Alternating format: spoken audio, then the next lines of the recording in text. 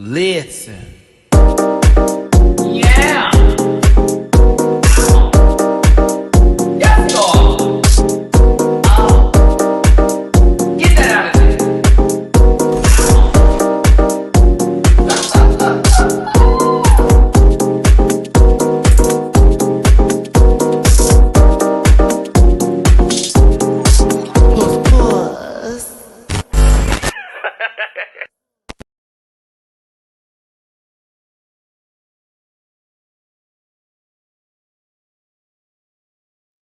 I'm muted. Of course I'm muted. This is how the show always goes.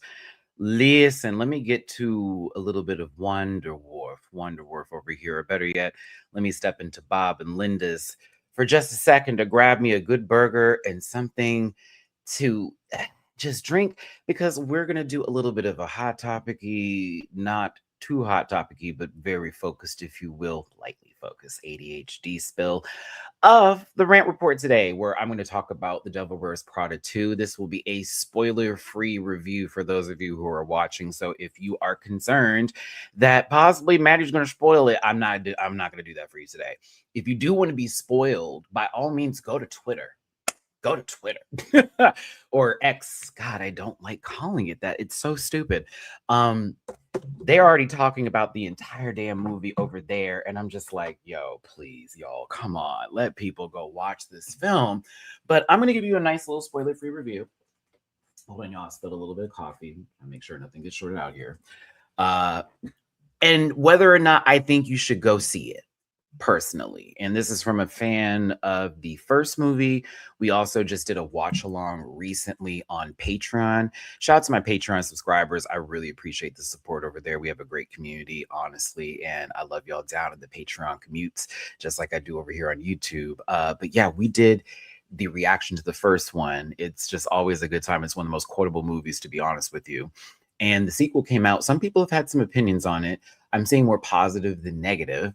But I'm going to give you my take today. Also, I want to talk about the RuPaul's Drag Race All-Stars 11 trailer and the guest judges that are going to be on this season. I am gagged at a couple of folks who are going to be there, but we also have now a confirmation of a new rule set that's happening in this tournament. And I would love to hear from you in this comment section, your thoughts on that, as the numbers have decreased. You may hear some thunder in the background. It is currently storming out here in Houston, Texas. It's going to be raining all day today, thunderstorms, if you will, as well as tomorrow morning. So it's flooding already. I did everything I could do this morning so that way I wouldn't get caught up into the craziness of it all. So if you are out here in Texas currently and you are seeing all how wet it is, I feel you. And if you can hear my kids in the background running like crazy people, it's because that's what they're doing.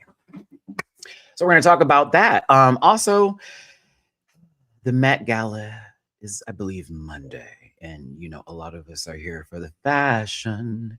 And of course, I will be discussing that the following day here on my channel. But Beyonce is making an appearance after 10 years. She is one of the chairs for the Met Gala. But some news about one of the attendees who we always look forward to seeing possibly not being there. We're not sure if this is a rumor or not, or if it's something that's actually being posted and what is happening and all this stuff that's surrounding the Met Gala.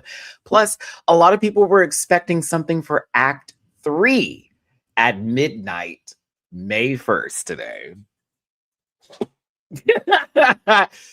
Wouldn't happen, but we're going to get into some speculation station as far as where Act 3 is going and the end of the Cowboy Carter era, as I am wearing this shirt to signify the last run of the pew pew Beyonce. This ain't Texas. That's a wrap now, because Mama's going into the new era. A couple of things were posted the previous day I want to discuss, and we're going to talk about some more hot topics. So thank you for tuning in. If you're in the live chat right now, so make some noise, say something up in this piece, make sure that your voice is heard, because I love to talk back with you. This is your conversation too. And if you're watching this on the playback, make sure you get in the comment section to talk about said topics, the ones that you're the most interested in. I'd love to hear from you and also engage in that conversation back with you in the comment section. Let me go ahead and get to my social medias and get this ball started for you today. Yeah. I was like, ball started. Is that how that works? I don't know. It's at Maddie Rants everywhere except for X, which is Twitter. But it's at the Maddie Rants over there. There's a link tree link that'll take you everywhere you need to go. Go ahead and click that link. It'll take you everywhere you need to go. I'm repeating myself. Also, I just talked about Patreon. We do multiple reactions over there. All Her Fault, Interview with the Vampire, soon to be All Stars 11, starting next week. We're actually going to be doing live reactions to All Stars 11 exclusively on the Patreon. And then the following day, we'll be doing the review here on YouTube. Join my Patreon, $2 a month, over almost now 900 videos you can consume of so many shows I've been covering over the years and reacting to. It's a great community over there. Definitely drop on in. I also have a P.O. box if you want to send anything specifically for the Rant Pack mail. I do also have Cameo if you want to book any specific cameos with me. Cameo requests I will take. So book a cameo. Also, merch available at dragqueenmerch.com. And I'm an affiliate partner with Paramount Plus. And as you know, All Stars 11 is going to be on Paramount Plus. So if you did want to get a free week of Paramount Plus on me, so you can go ahead and get in on the gettings then, as far as all the old All Stars to catch up, especially with the queens that are returning and the new queens that are going to be there, and fall into some other shows that you may fall in love with, such as South Park for me and Reno 911, two of my favorite shows I get to watch on Paramount Plus. Now, because I'm going to have some opinions today where people may find me a little bit, I don't know, you know how people are, idol worship. You can't say nothing about nobody, but I don't give a please. I said what I said and I meant what I said. This program is for entertainment purposes only, though, and content's not intended to malign any religion, race, gender, company, individual, or wigs, and all opinions expressed by myself and program participants are solely their personal views, and they do not reflect the opinions of every human being on the planet. Do not send hate to any of the shows that we talk about today or individuals mentioned on this program. Please don't be rude and grab your libations and strap in. I'm a little bit of a talker. You're going to be here for maybe an hour. And don't post these voices in the chat. And if you feel uncomfortable after viewing this program, consume some Activia and have yourself a good boot.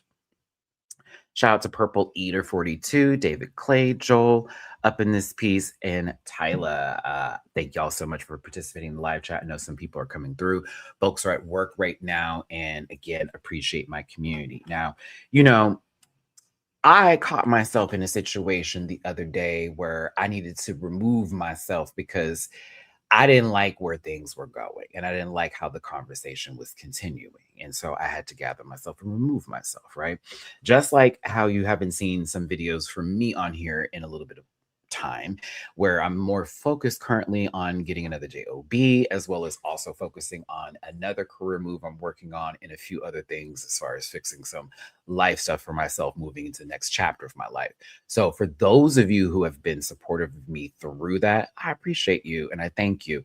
And to anybody that may be feeling some kind of way, I don't know what it is. I don't know what you want. I don't know whatever is going with that. But I don't have it. I don't want it. I don't need it. And if it's that deep, then because we got bigger problems to worry about. It ain't that deep. It's never been that serious.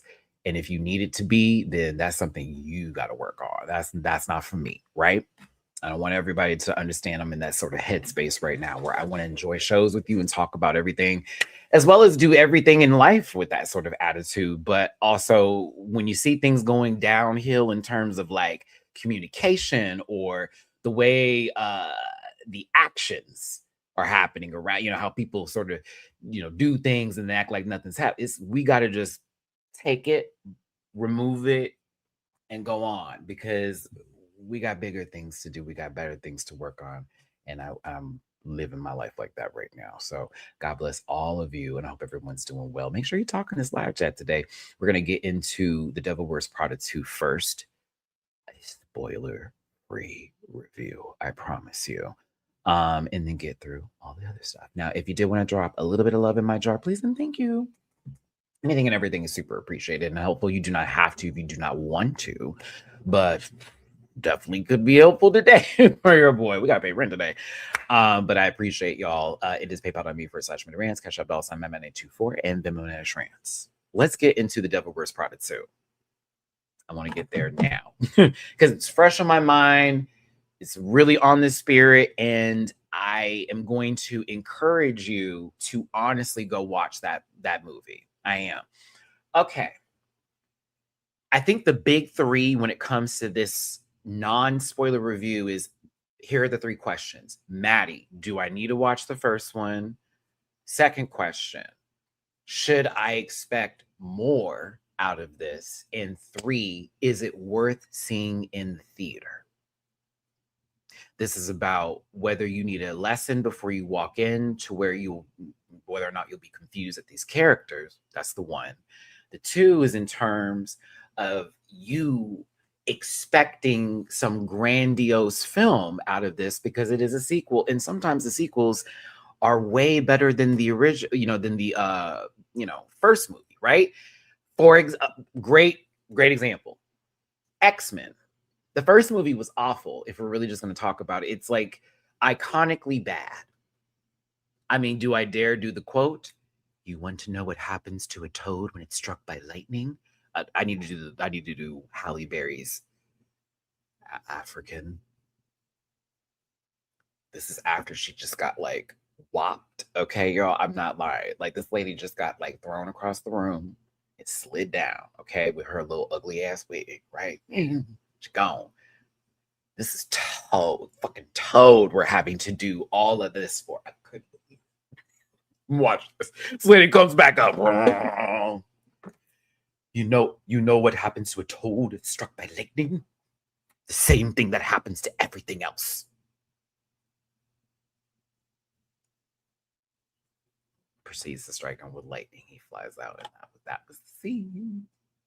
I like to remind everybody as well that within the spectrum of 15 minutes, like, Storm has been wrapped up in by Magneto with all of the iron, and they tried to really make her look very soft, feminine, and weak, and it was really weird. I did not understand that whole okay, we're getting off topic. I'm just trying to explain the sequel bit. But now I'm giving you my fucking issues with that movie. Oh my god, oh my god, oh my god.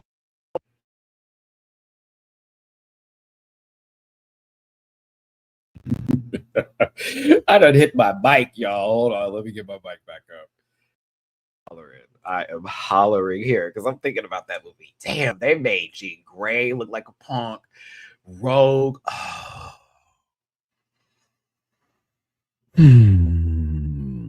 We actually will be talking about X-Men later when we get to the movie portion, because we're talking about Devil Wears Prada 2 right now. We will discuss X-Men because there is some news I want to talk to y'all about the movie coming out and what they did confirm about the casting.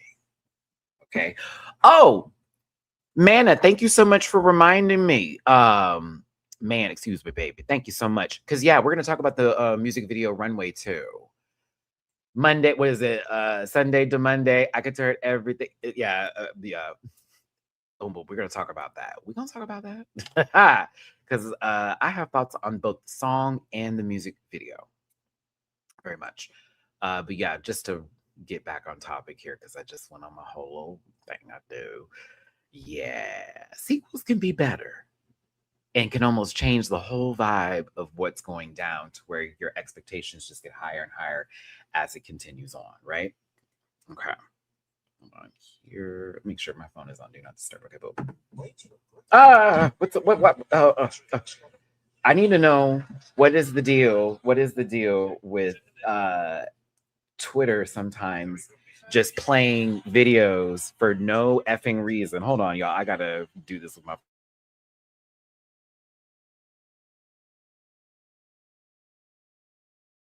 That has been happening lately, where I will open the app up, and if I was on a video, it directly plays it, right? But let's say I move to another app, or I have like closed my phone, it continues to play it, and I'd be like, what is happening here? They have changed the whole layout of that freaking thing. It's so annoying now. All right, so back to Devil Wears Prada 2.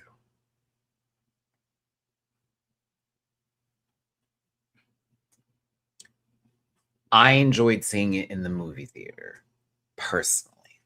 I don't know if I would have enjoyed it as much seeing it at home, but it would still been a good movie to me. Do I think it was better than the first movie? No. But there's a reason for that, and it's still a good reason. I still think it was a great movie, and I thoroughly enjoyed it personally. It was 2 hours long. And to not give any spoilers away, it's very much based on what's happening with media right now and how it's being operated. And AI is in the conversation, but also with the world of print magazines and newspapers and things of that such, and it all going into that digital world. So that is a big thing. That is a play into this movie, and it has a lot to do with Miranda and also even Andy in this situation. So the core four when it comes to this movie is, Miranda, Andy, Emily, and Nigel, right? Nigel being always there for Miranda through and through with the runway. Emily was the first, and then Andy was the second that came in to be the first, and it was the whole bit.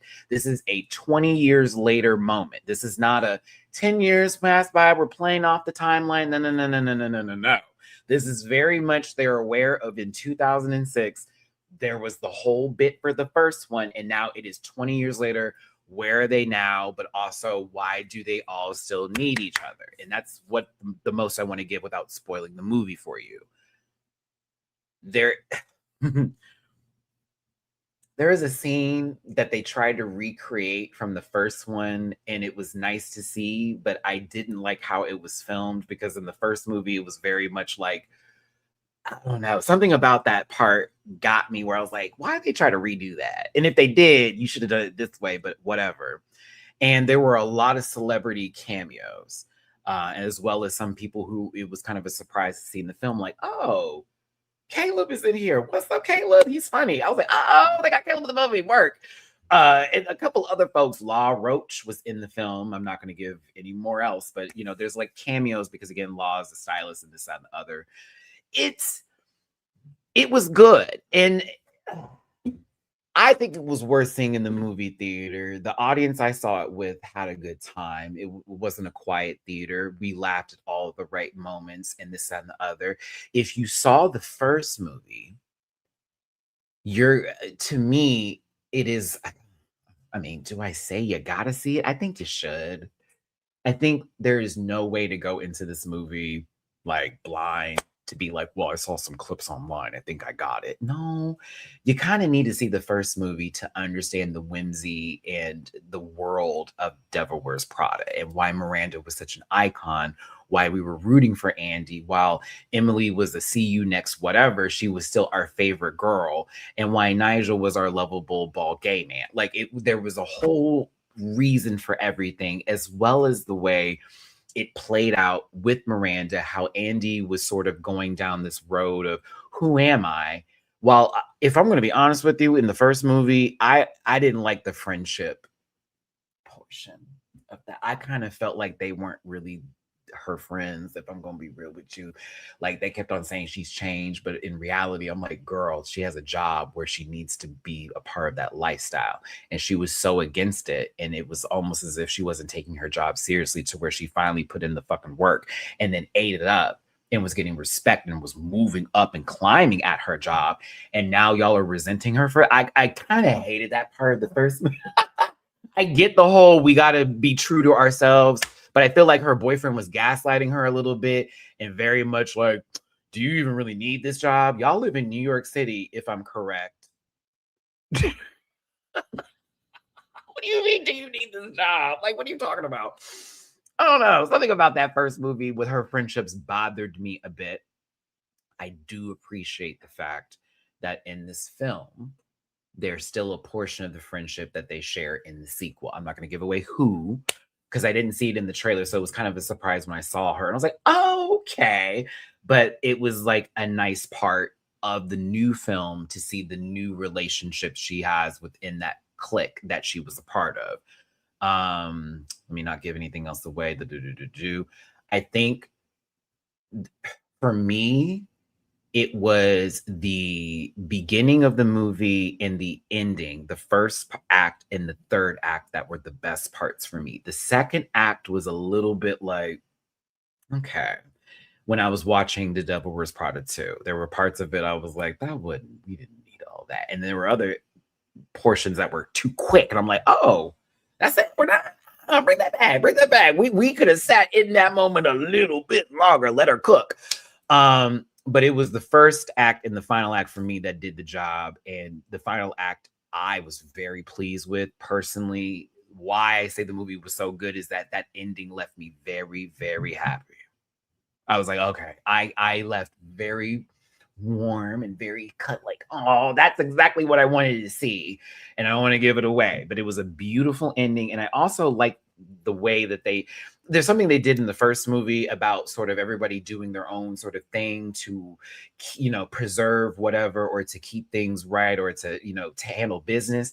And in this one, it wasn't just one person rocking it. It was a multiple choice answer when everybody sort of had to make moves to make things happen. And I like the way they played into that with this new film. For those of you who know, Gaga did a song with Doechii called Runway that is a part of the soundtrack for this movie. And there is even some special thing that happens in the movie in reference to that song, as well as the individual who made the song, which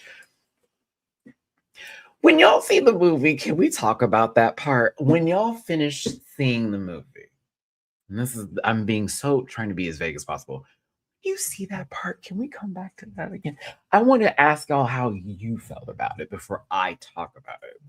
Because the way I could spend 5 minutes on that one scene and go, I heard Sydney Sweeney was in the movie and then they cut her part.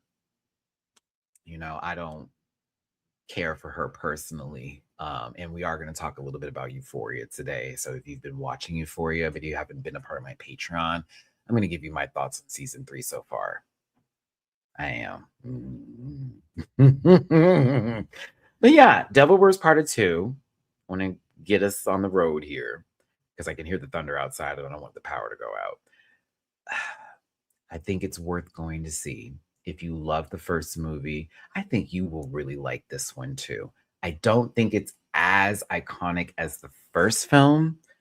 I think that one really, I don't know, something about that one in the bubble is just right with everything. But I find that this sequel was good for me, and I would certainly purchase it and watch it together with the first movie to the second movie. I would do that as a fan of the first movie. So I kind of liked it. And I think if some people didn't really care for the movie or they found it a little bit slow, I'm like, I need you to kind of rewatch that again.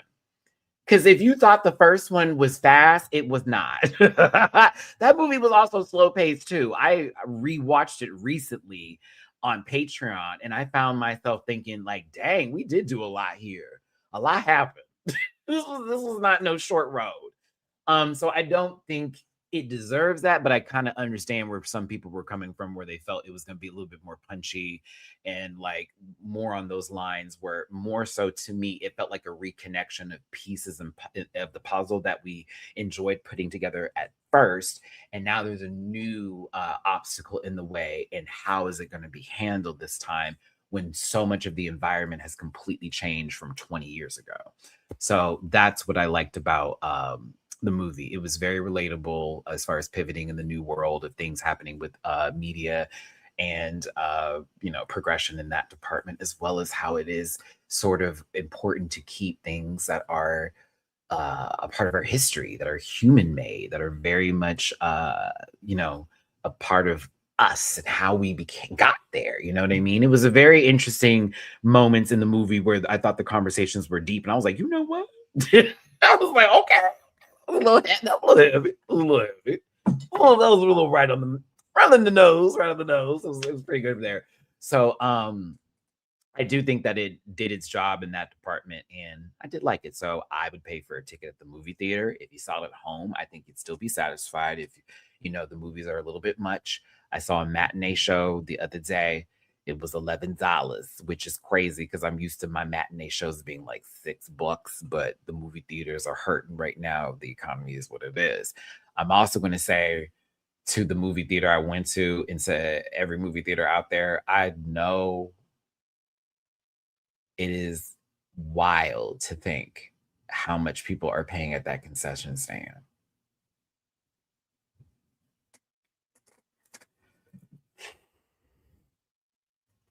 I said, Matt, I'm going to have a movie experience. I am. And I was with my friend, and they were like, let's go get some popcorn. Okay. Why don't you just I'm in Texas, so think of it as a little bit cheaper. Don't think LA prices or New York. Think the South, okay? Or Southwestern, if for those who don't think Texas is the South. Bob. Me and Bob talked about that. That was a funny conversation. I was like, Bob, it is South Texas, it is Southwest, but we are South, but we're not the deep South. um, how much do you think two large drinks and a large popcorn would be as a combo? And that's the combo. That's the idea of you getting a cheaper price. Okay. How much do you think that is? How much just for two large drinks and a large popcorn? What do you think that price would be? And I really did stare at the okay, soulful dog. Okay, soulful dog. You say 27. Earthly ET about $30. About 30. I love this. Price is right, everybody. Dun dun dun dun. Dun dun dun dun. Dun, dun, dun, dun, dun, dun, dun, dun, dun, dun, dun, dun, dun. I was at an AMC profit misfit, so you get bonus points for clocking at the theater because I am an insider member. But I'm also an insider member for every movie theater that's in Houston because, like, I don't like to pay for full price for movies. I don't believe in that. I don't believe in that. Like, fuck that, bitch. I'm not going to go see a movie at 8 o'clock at night on a Friday. Are you crazy? With the crowd of people, I'm not 17 no more. I'm not no child. I don't have to go see it that day because everybody named mama's going to be up there. Because that's the reason why you used to go to the movies on Fridays. Because you was in school, you already know what was up. Can't go to the club yet. So it's like, okay, everybody gonna go see this movie, right? So you want to roll up there and act like you big dog and know you got that money from your mama and your daddy to go sit up there and go see that goddamn movie. But it also was cheaper back in the day. Way cheaper. I remember my mama used to give me $20 to go to the movies, and that was enough to go see a movie, get something to eat, and play some video games. Isn't that crazy? And now $20, you will go see the movie and you may be able to get like a candy. Or you have to like choose one item from the concession stand, and that's maybe $20. And that's also if you go during the early day, like of going to see a matinee. That's maybe. If also if you happen to be like an insider and you get like discounts for buying certain things. Like maybe. Okay, everybody put their prices down. We got $36.98. Oh, come on for the I love that's what you would put down Ashraf, $36.98. Bing. Okay, we're putting it in there. Profit misfit. We talked about 40, 30 APS, 40 fella, AMC 49.99, I believe. Not for two large drinks and a popcorn. Dang, bitch, you was down the street from me. What you talking about, Fred? Oh, okay. The total price it was $28.63. And I remember that because I stared at that number for a very long time. Now, a lot of y'all are giving the higher prices. You're not wrong in that department. I had to use my insider perk for the $28.63 number. It would have been 32 something if it was the other way around.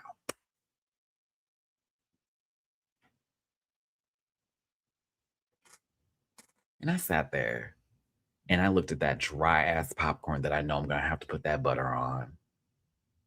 I sat there and I knew, and I looked at that big ass cup and I said, my God. Okay, man. Like I literally had to go, okay. Because I thought about how much I paid for the movie, $12 for myself, right? My friend bought his own ticket, boom, right? And I'm thinking about the food and everything else. And I put that all together. I was like, that's $40.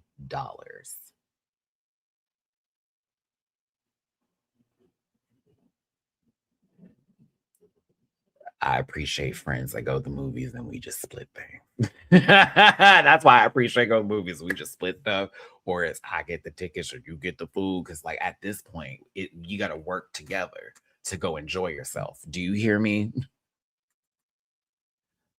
My last little bit before I start talking about movie theater etiquette and I get into this Runway music video. I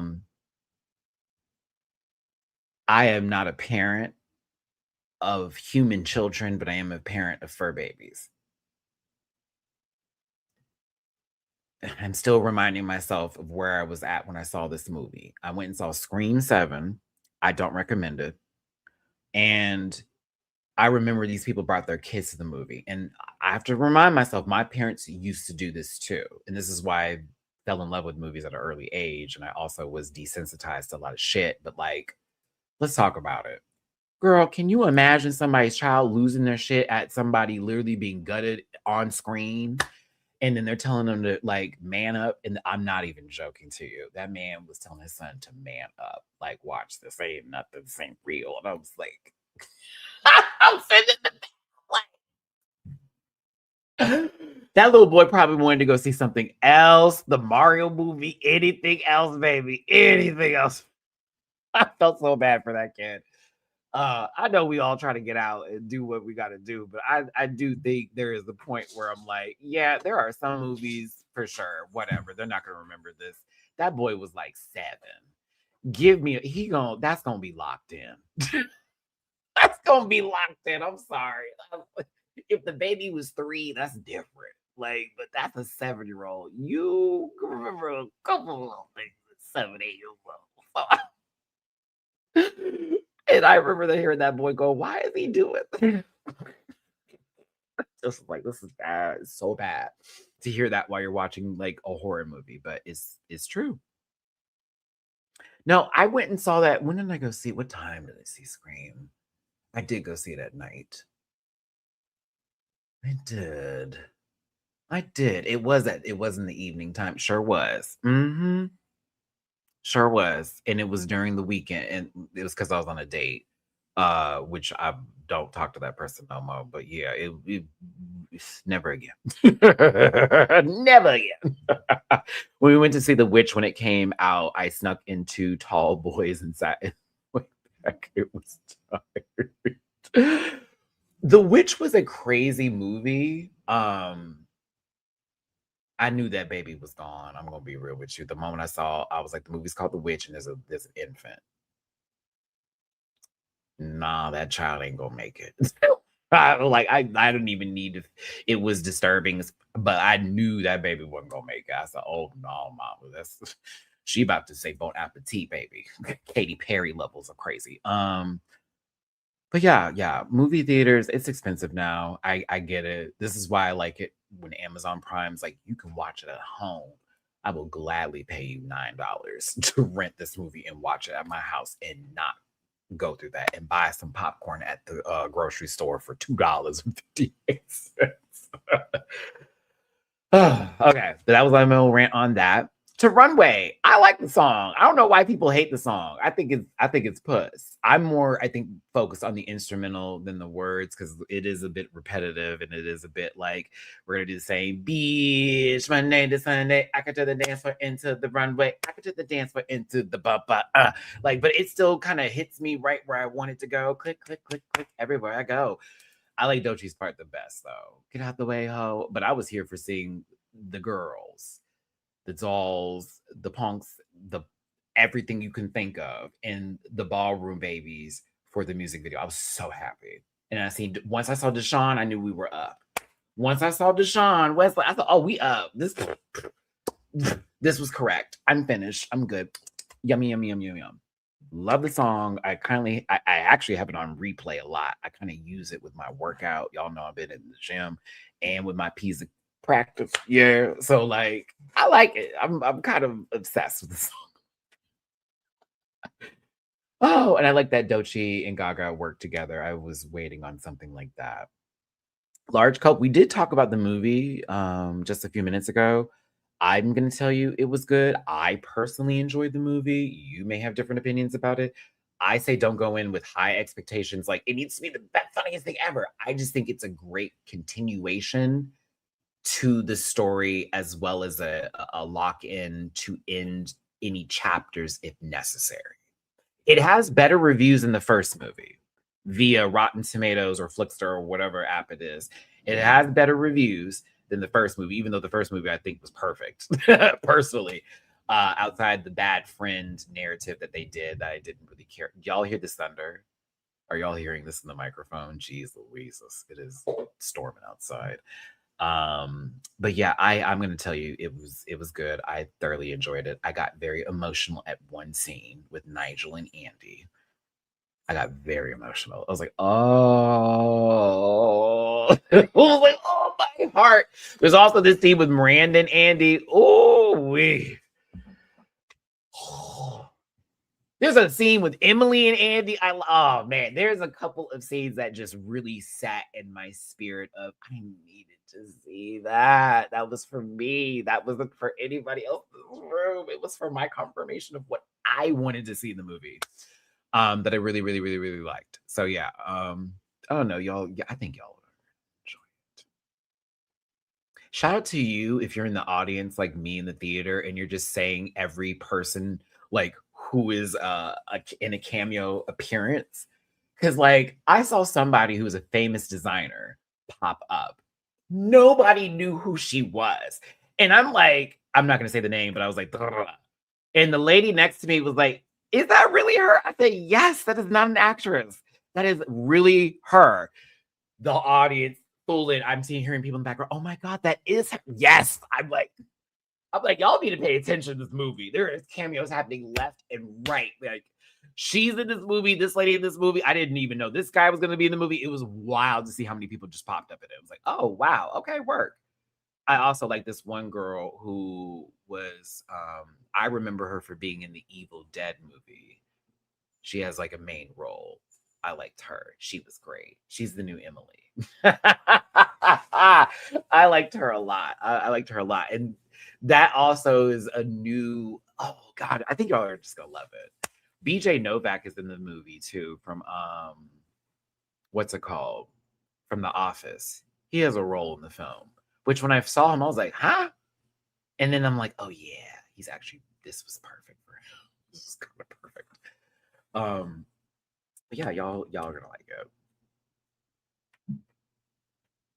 I'm trying to not like spoil because there's so many scenes I want to like discuss deeply with you that were very like, ooh, that was heavy. Like it was some very heavy scenes that I was like very locked into. But yeah, I think y'all are gonna like the movie. But no, Runway is a good song. I liked it. They definitely played in the movie.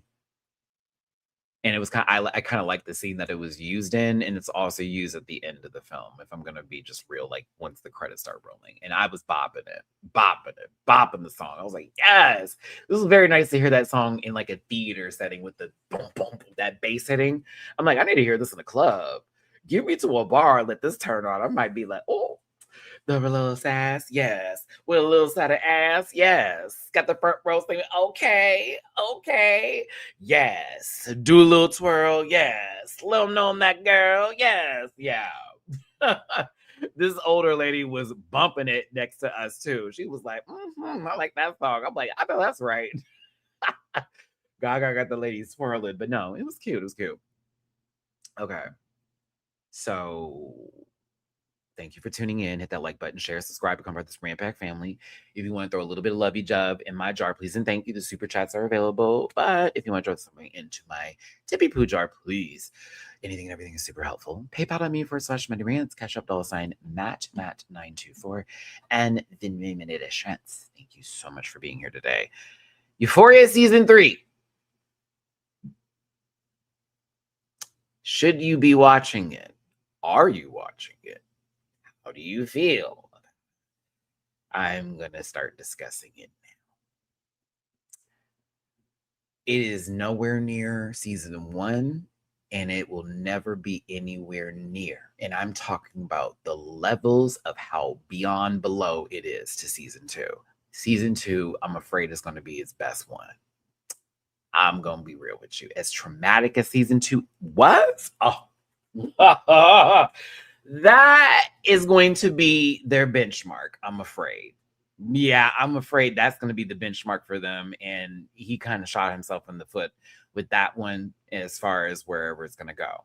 Okay.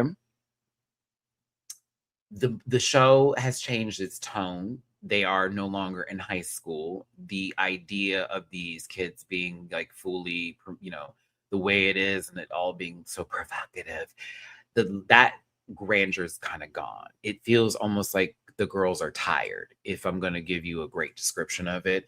And we're seeing them in their adult life, or at least their attempts at that. There's still a whole bunch of lying. There's still a whole bunch of fake and fraudness and this, that, and the other. And if I'm going to be honest with you, Sydney Sweeney scenes are unbearable. They're so hard to watch. I'm so over it with her. To me, she's now a bigger chested Megan Fox, but even worse. Because Megan Fox isn't even that bad. It's just she's not a great actress. But this lady over here, I don't get it. I'm still trying to understand what it is and the appeal of this girl. I don't get it. And her character has devolved so, like, I'm talking about. I mean, she already was on some, like, dumb, I'm going to follow along, do whatever kind of level, and fucked her friend over kind of bullshit. But, like, the way they have done, oh my God, the way they've done her character, I was like, so you just want us to hate her. This is the idea of how you've written the character. She is the emphasis of this MAGA trad wife, whatever situation moment, not even a trad wife, but this, I'm the poster woman for this, full young couple in love, and we have money and we're rich and this, that, and the other. And she's really not living that lifestyle, but now she wants to make her own and be her independent self, but she wants to do it through selling sexual things on OnlyFans. Nate's a liar now. Like, he's following in his father's footsteps with these construction company, but his dad has been ostracized and he's completely on the registry list because of everything that happened in season 2. And unfortunately, it is Cal's last season because the man did pass away in real time. And it's really, really sad because, like, to be very fair, his character was disturbing, but it was also one of the highlights of season 2 as far as some real ass shit that was written on the show. That is what some people's realities were. I feel like we're never going to get there again. But, like, he took over his dad's company. Cal is still on the show. His dad is still on the show, but he is very much a broken man. He is consistently drinking and always drunk. And his life is just him, living for whatever it's worth. And his wife is still a piece of shit.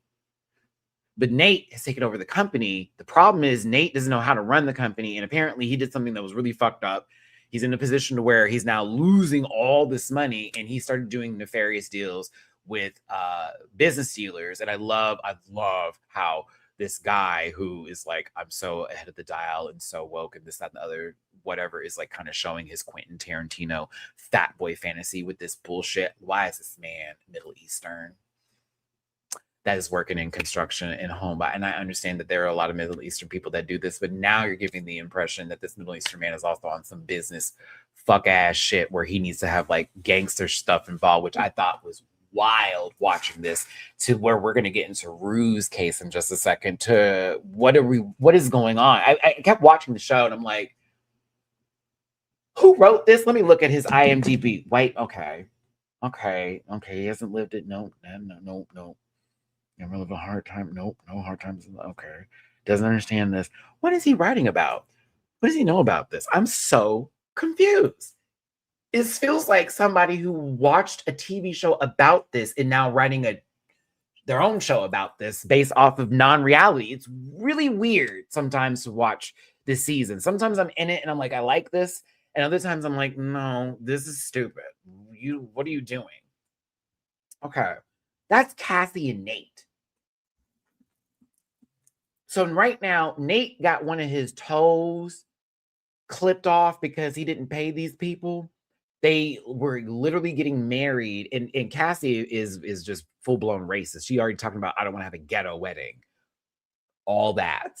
They ended up having a ghetto-ass wedding. It was crazy. And all that kind of shit. And so now Nate owes money, and we're left with the next episode possibly being like Cassie being used by Maddie to find her way of getting her own money, so that way she can either pay off her husband's debt or possibly get her own money and then leave Nate and not be dependent on a man. It's so fucking stupid. And again, Sydney Sweeney cannot, whatever she's carrying on her chest, cannot carry the show and is not interesting, and neither is Nate. Jacob Elordi's talent deserves better. Okay? That's my thoughts on that. Let's not get to Maud Apatow character, because then you're going to take Cassie's sister and you're going to make her a full-on oh my God, the way they have given her no room to grow and no grace as far as her just being that girl who's still, "Oh, well, I'm still the same person and all this." But we're supposed to believe that her and Fez are somewhat still in love. Mind you, the actor who played Fez has passed away, and he passed away before the filming of this said show.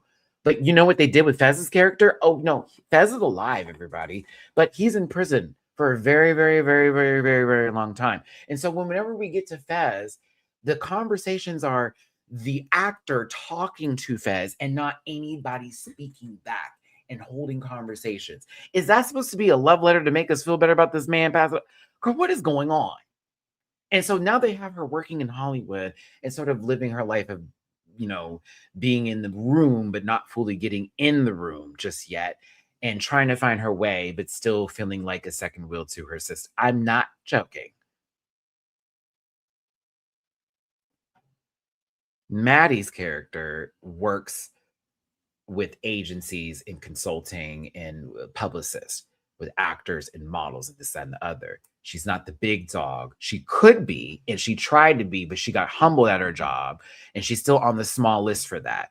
Right now, she's perpetuating a life of being with these celebrities and being rich with them, but in reality, she's still having to take care of her family. She's living in a very, to be honest, what she can afford in LA, because LA, baby, everything goddamn expensive. And so she's trying to, give off this sort of vibe that she's doing better than she is, but she's still working on it, right? Her and Cassie aren't cool, but Maddie and Cassie meet up because Cassie needs Maddie to get her OnlyFans career and be this star, because Cassie feels that she's supposed to be a celebrity. She's so much prettier than all these girls out here, and she deserves it.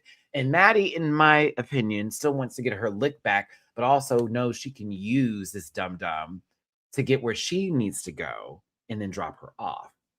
That's where we're left with that. I am interested to see where this goes on Maddie's behalf, because I do love Maddie. She was one of my favorite characters, but I'm also trying to figure out how they're trying to play into this for the rest of the season, which we now know is not going to be a series finale. It's a season finale, which means that there may be a season 4 of Euphoria.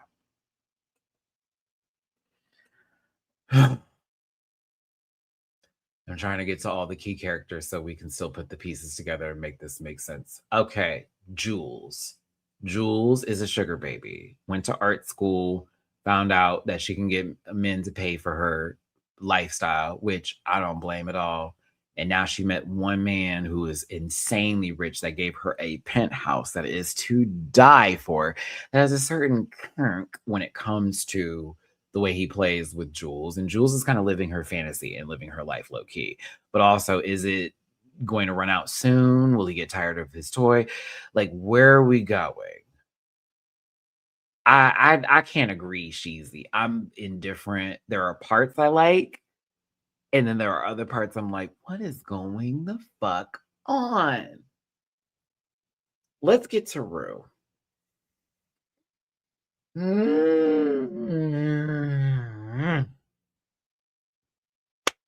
So, am I new to Lori and her family being full on neo Yahtzees? I can't say the word that I want to say, but that starts with an N on this channel, but you know what I'm talking about. Am I new to that? I knew they were racist, but like, can we talk about how it's so apparently abundantly clear now? There's like flags everywhere. There is discussion and use of the racial slurs to the almost the point to where I thought I was watching a Quentin Tarantino film. The Hateful, what was it? The Hateful Eight, I think, was the movie that I'm really locking in on that word being thrown out like it was a piece of candy during Halloween. I'm over here like, okay, we get it. Let's get back to them being dealers. Rue owes them still a lot of money, and that's kind of where we left off on season 2, even though she was trying to get clear again. But guess what? Rue got back on it again. Life of an addict, unfortunately. But Lori walked up on her as she finally did get some kind of job. And while Rue said she'd pay her back, apparently Lori was adding interest. So they basically kidnapped Rue and they forced her to now be a shrug, can't say the word, shrug mule, and have her go back and forth to Mexico swallowing balloons. That whole scene was disgusting. As much as I'm like intrigued with the process of how that can possibly get in someone's body and get across to go anywhere, I didn't need to see that. I thought that was so nasty. The way he turned it up, it turned it up. The way he turned up the sound effects on the swallowing part and the ingestion of that, I was so over it. But she ends up going to this guy's house called Alamo, this black dude who basically, is a pimp and also owns several strip joints. And the vibe there is completely different, to where it's not Rue being used as a mule back and forth and putting her body through the work, but something to where, mind you, Rue is a lesbian, maybe bi, a little lesbian, more lesbian than bi, and enjoys particularly the taste of what's going on around here, and she could feel the vibe and all that kind of stuff. She was just there to drop off the load, the order that was given from Alamo to Lori. But unfortunately, or I guess something wasn't really looked over correctly, and there were the measurements were off, and somebody ended up ODing and had to get rid of them. Now, Rue almost was held responsible for this, but in reality, Rue was like, I didn't even know that was going to happen, but I don't want to go back to those people. I really want to work with you. Mind you, Rue's black. Like, you know what I'm saying? Like, I'm being used by some racist drug dealers, and they're having me going back and forth in Mexico. You mean to tell me I could work at this joint and like help you with your ladies or your bitches? Oh, please.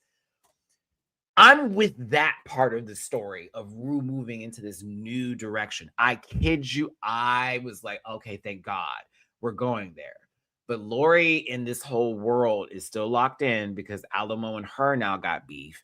Rue is now put between it. Lori wants Rue back because she misses her, but in reality, she needs some more people like her who are useful like that. They don't like black folks in the first place. The whole comment, I didn't know blacks like Westerns. Again, I thought to myself, this guy who made this show, you are really taking full advantage of this. You did not do that the other seasons. I'm seeing clearly where you get your inspiration from now. It's very Tarantino-ish. And now Rue is caught in between the two worlds. Where we last left off with her is she's leaving one place to go to another after they totally took out Lori's bird, which I thought was such a great scene. I love the dude. I love that dude. If I forget his name, but he's like his Alamo's assistant. That's my boy. So that's my baby on the show, because he's really giving me everything and then some. The way he never changes his tone, never raises his voice whatsoever, all that kind of stuff, right? So cool. But Rue gets pulled over and it's giving DEA, which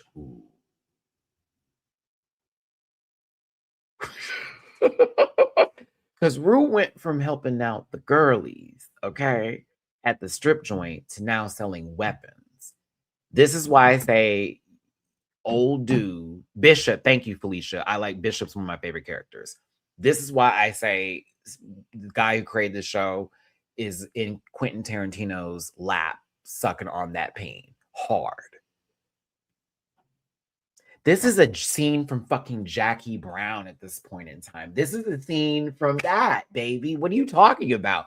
So Rue's now being pulled into interrogation for running something for, you might as well say Beaumont. You might as well say, come on, Matt. What's this? Samuel Jackson's character's name? Come on, Matt. Come on. Okay, it's Max Cherry. It's Jackie Brown. Okay. Come on. It's Beaumont. And then it's Ordell Roby. Boom. You might as well be saying you're running something for Ordell. You hear me? Like, I was like, dude, this is getting kind of crazy. And you want to know why it's really Quentin Tarantino like? The soundtrack.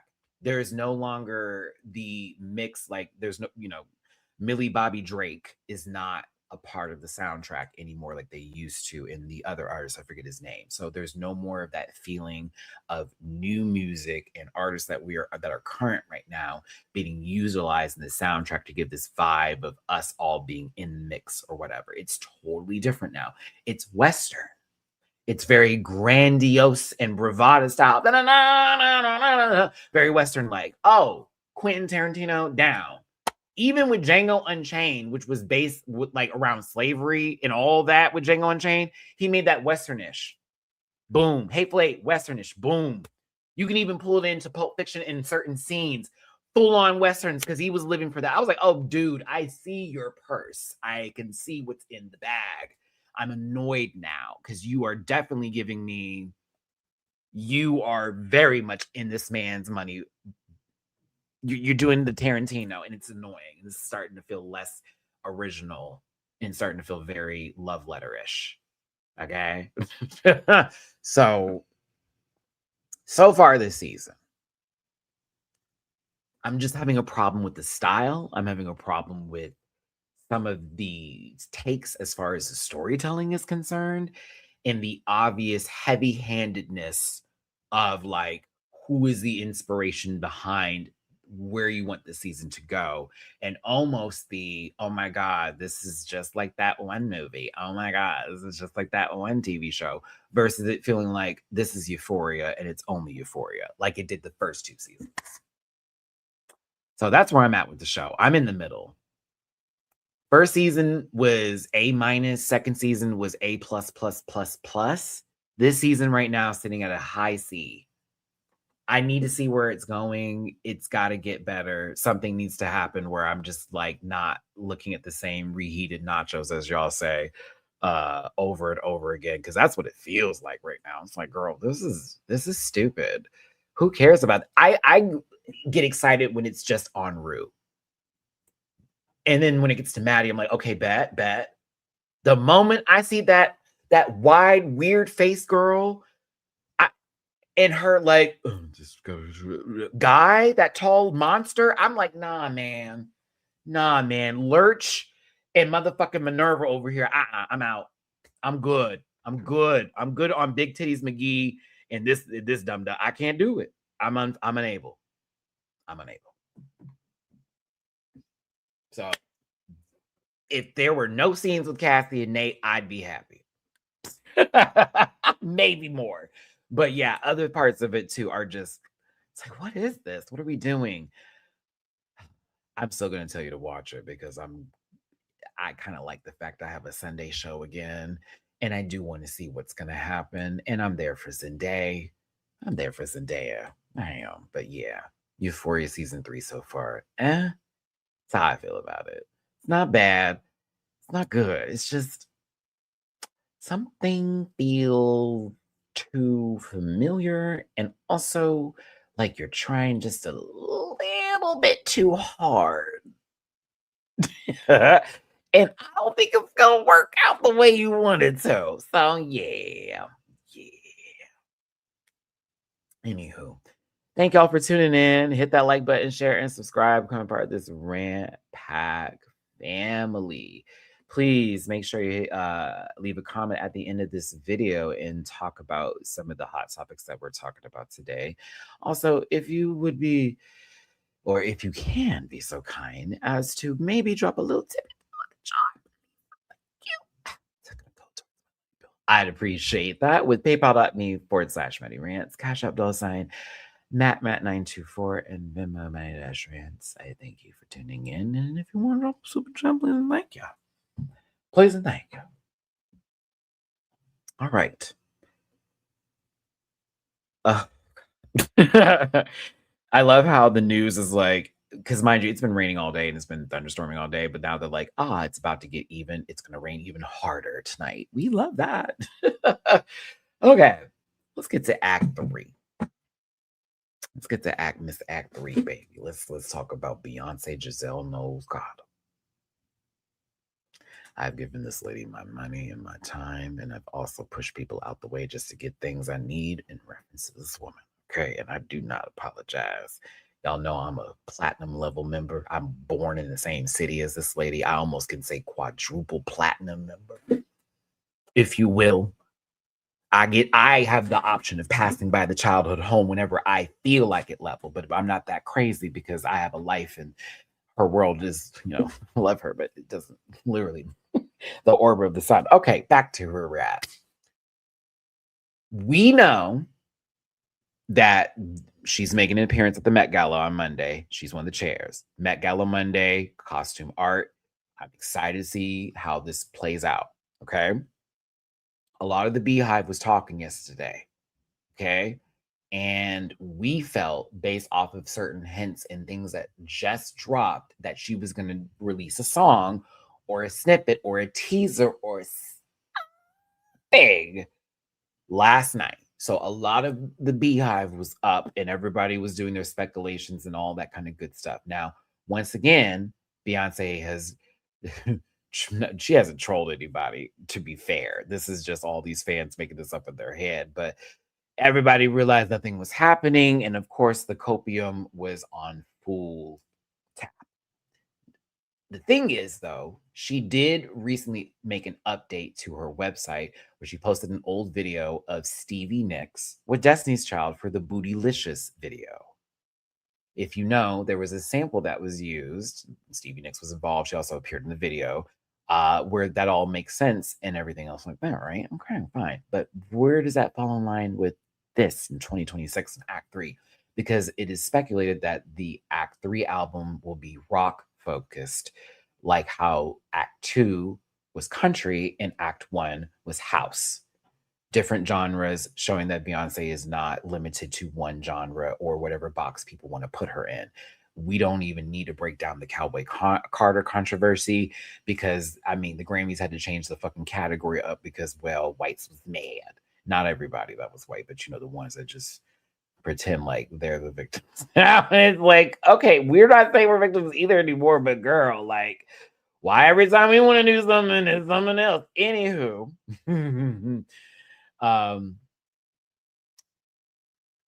the Stevie Nicks bit is a little on the nose, right? But she also posted photos in purple. Prince, a black man that could cross genres too. His music was not R&B, it was rock. It was pop rock at that. And then it also could cross a little bit into different realms of genres. You got to understand that that was what Prince was like. That's how Michael felt. And that's why I think the girls just don't want to give it to B, but B could do the same. Cross genres, not limited to one little box, baby. The purple was shown. She had a pearl purse. People are like, Pearl Jam. I would low key pass out if there was a Pearl Jam sample on that album. And you also know that with Beyonce, just like she did for Renaissance and Cowboy Carter, it's not just going to be specifically rock music or specifically country or just house. She will blend the genres together, which again, you can do. And she shows you can do that with the people that she works with in production.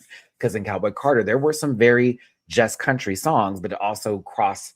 Some were house country, ones were R&B country, some were like pop country. And it went into that level with how that album worked out. So I know this one's going to do the same. And I'm wondering who she's going to call on the board for this one. I do want her to work with Green Day. That's a dream. I all right, fucked up. I don't think that's gonna happen, but it's one of my dreams. I have been dying for her to do something with Green Day for the very, very, very longest. She's done Coldplay already, right? It's like, okay, I'm fine, but get me over there. Haley's on. Ooh, can you imagine if Haley and Beyonce did something? Paramore and Beyonce.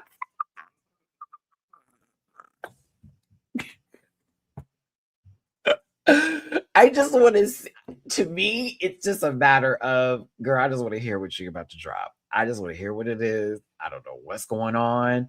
I remember when I first heard Texas Hold'em, what it did for me.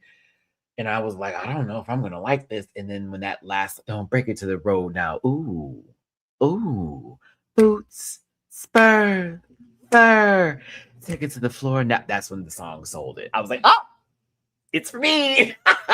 So that's where my mind is now. Like, ooh, what's it gonna be? So everybody's anticipating because of her now making an appearance after, going into Beyonce mode of working on the next thing that's coming up and doing Cowboy Carter tour and all that happening and taking that little break. Now it's on to the next one. Now Yvette, who is her publicist, I hate that I'm just saying now Yvette, like that's her name. Now Yvette, it's not, but shout out to Yvette. She, after people were speculating we're getting something, debunked the rumors and said there is nothing happening with Act 3. And I'm like, please don't do that to us right now. Because I know she's not waiting another year. That would be crazy. Especially with her making her Met Gala appearance. What? This will be the time. This is the time. It to me, I need new music. I'm not really feeling the new galleys like that. I'm still listening to some old people stuff. I'm just gonna be real with you. The most current album I'm on right now is still Cardi's. If I'm gonna be real with you, nobody's new albums have really been sitting in my spirit like that to where I'm fascinated and functioning. I stopped listening to Cat's Eye altogether. I had to wipe them off my playlist. I was like, nah, waiting for my solo projects. You know, and so for me, I'm like, I need something to really become obsessed with and absorbed with. And Beyonce pulled me into the country world. Never thought I would be. I did listen to some other musicians' work and artists out that do country because of her. And I thought that was dope, especially Black country artists that I didn't even know existed.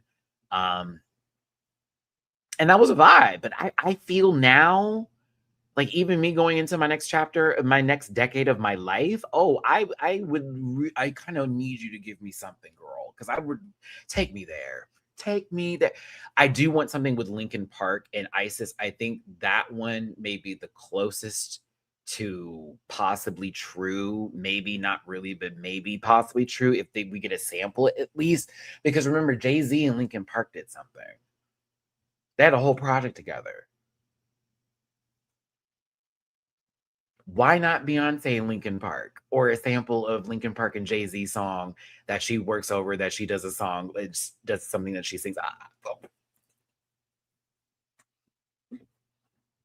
I don't think that's too far away from being a real possibility and also a part of a timeline of, yeah, that kind of makes sense. But remember, she played with Dixie Chicks, so it makes sense for Stevie, correct. And also, she worked with them for the Bootylicious thing. She just so happened to be in the same studio. I was like, oh, it was fate. God pulled us together. I'm like, man. And her posting that video, it was fate. God put us together. And them saying how important Stevie was to them on her website. I said, bro, if you have any Fleetwood Mac on this album, I'm going to pee. Pop, poop, die, reborn, repeat. What? Can you like Stevie Nicks already has like amazing songs, but I'm Fleetwood. I can't deny it, and I will stand on my ground. Fleetwood Mac is one of the greatest bands ever, and honestly, that is some of the best music I have ever fucking heard, and I love it down. Love me some Fleetwood Mac, okay? Oh, I'm just thinking of what it would sound like. My God. I'm also like like in my head, like she like hit up Fifi Dobson. I don't think that happened, but baby, if I heard anything from Fifi pop up on that Beyonce album, I probably would. Also, another one who I want her to work with is Lenny Kravitz. Like, what is my favorite album? Is it 6 or is it called 5? I'm trying to remember. Whatever album I Belong to You is on, in Black Velveteen. That's my favorite Lenny Kravitz album. I still listen to that fucking album. Is it 5 or is it 6? Oh, I feel like no one knows what I'm talking about. Oh, and I hate that for me. Which one is it? I can't remember, because I know Black Velveteen is on there and I Belong to You, and I Belong to You is my favorite Lenny Kravitz song. FYI. That man is still hot. Do you know I think it's his mom or his aunt was Seventh-day Adventist, and it gagged me. I was like, oh my God, not you have ties to my life? What? It's 5? Okay. Yep. I had 5 like plays a very big role in my development. I had bought the album. I listened to it. It was a CD I listened to when I was on vacation somewhere specific, and it meant a lot to me. And I Belong to You was my song. That was my song. That was my jam. It was it. I was so in love with that man when I was so enamored with Lenny Kravitz. Like, who is this? Who is this creature and why is he so beautiful? That and the singing voice. Oh, I was like, oh my God, please and thank you. I was like praying for him to be by. I was like praying for it. But no, I just want to see what this lady does. Y'all know I'm a big fan of B. Whatever she do, I'm gonna be their sister. And now that I know how I can get a nice, good, nasty seat for a concert without having to pay full price for a ticket, shout out to PayPal for her. If she announces the concert again, I will be ready. I've been doing very good with my credit lately, so my limit has increased, bitches. I'm not even joking with you. Like, when I tell you, I'm already planning around it. This is the time. I'm not, if it's her last show, like, you never know what people are gonna do. I'm like, man, I have yet to get that close, and I will get something on the floor. Fuck what you heard. I'm going to get something on the floor, but I'll be smart. I don't want pit. I want it to where, you know how the chairs are, where there's a part where, the walking of the stage. That's where I want to be. I need that front row where the stage and a walkway area is. That's what I want. Don't put me in that pit where it's going to stank. And we all paid way too much money to smell someone who didn't, use Dove Men that day, or possibly secret. It's all over. Nobody's secret, right? So I don't know. We're gonna try this time. But mostly her concerts have very much been close to my birthday. Renaissance was on my birthday. It was amazing. Miss Carter show was around my birthday. It was like the day before or 2 days before. And then Cowboy Carter was different. I was actually happy with when that came out because I had to go on a trip. Y'all remember I had to go on my trip. Then it was the show. I was like, I had to choose. I did not have to choose. Yeah. I'm not doing nosebleeds again. However, I would do nosebleeds for other artists if I just want to eat my food and listen to music and have a good time. I do not knock nosebleeds. If y'all get nosebleed seats, pop off. Just remind yourselves, bitch, you're going to be looking at ants. And if you have issues with height or you have like vertigo, do not do it. Don't. Because I sometimes get a little vertigo. I get a little bit. And I feel like I inherited this from my mother. Because my mom too. Later in life, it started to happen. It's starting to happen to me now. Because I used to be very much like throw me all over the world, former gymnast. Y'all know that. Now, I can still do my tumbles and twists and shit and whatever. But if I get in like on a high building or scale or something like a rooftop, I get so anxious. My chest starts to pump like boom, boom, boom. Because I feel like the wind could just blow us all off the roof. If it feels like nothing's holding me. Like, I love the thrill of a roller coaster, but I also like the fact that I'm like held in, right? But if I go to New York, and I always thought about going to the top of the the Empire State Building. I'm like, baby, I don't know. I don't know if I could do that. I'd probably be bad.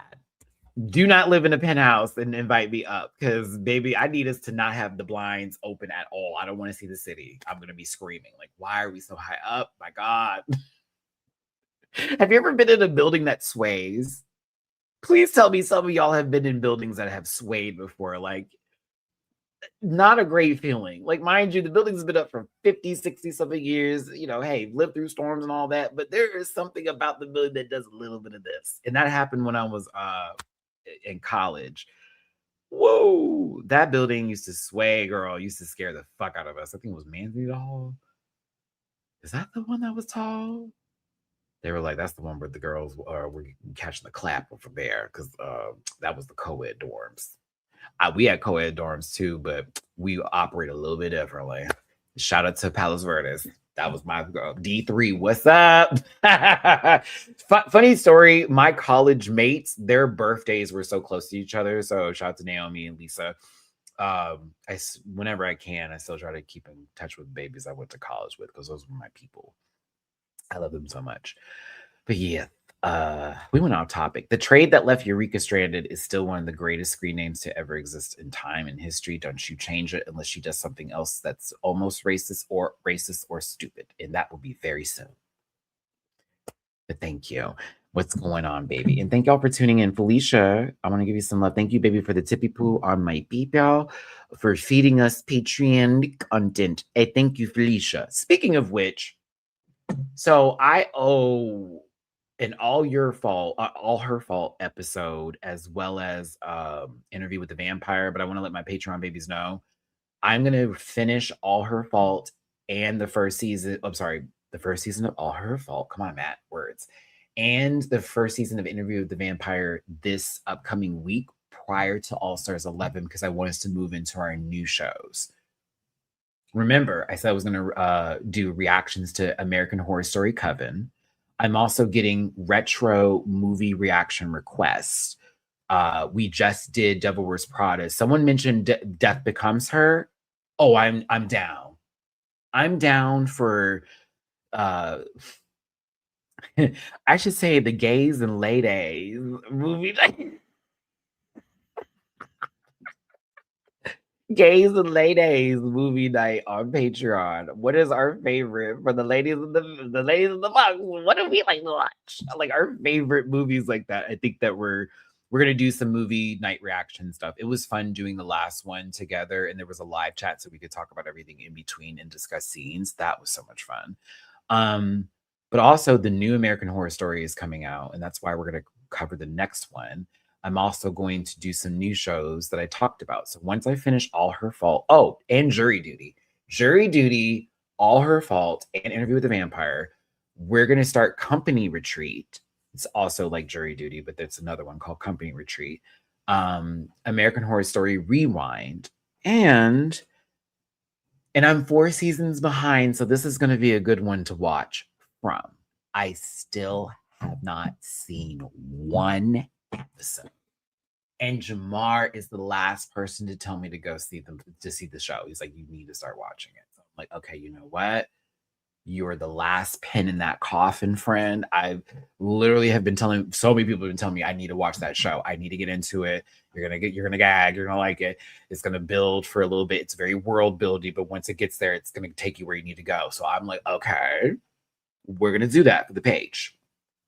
So moving into the summer season, we're going to start some new shows and we're going to start some other stuff as well as All Stars 11. So yeah, May's going to be a good time going into June, into July.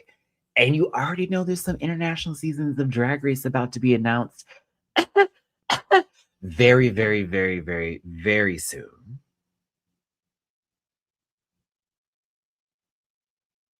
Oh my God, I love you too. Hold on, it's Bleecker. I must respond. I love you and miss you too. P.S. was thinking about you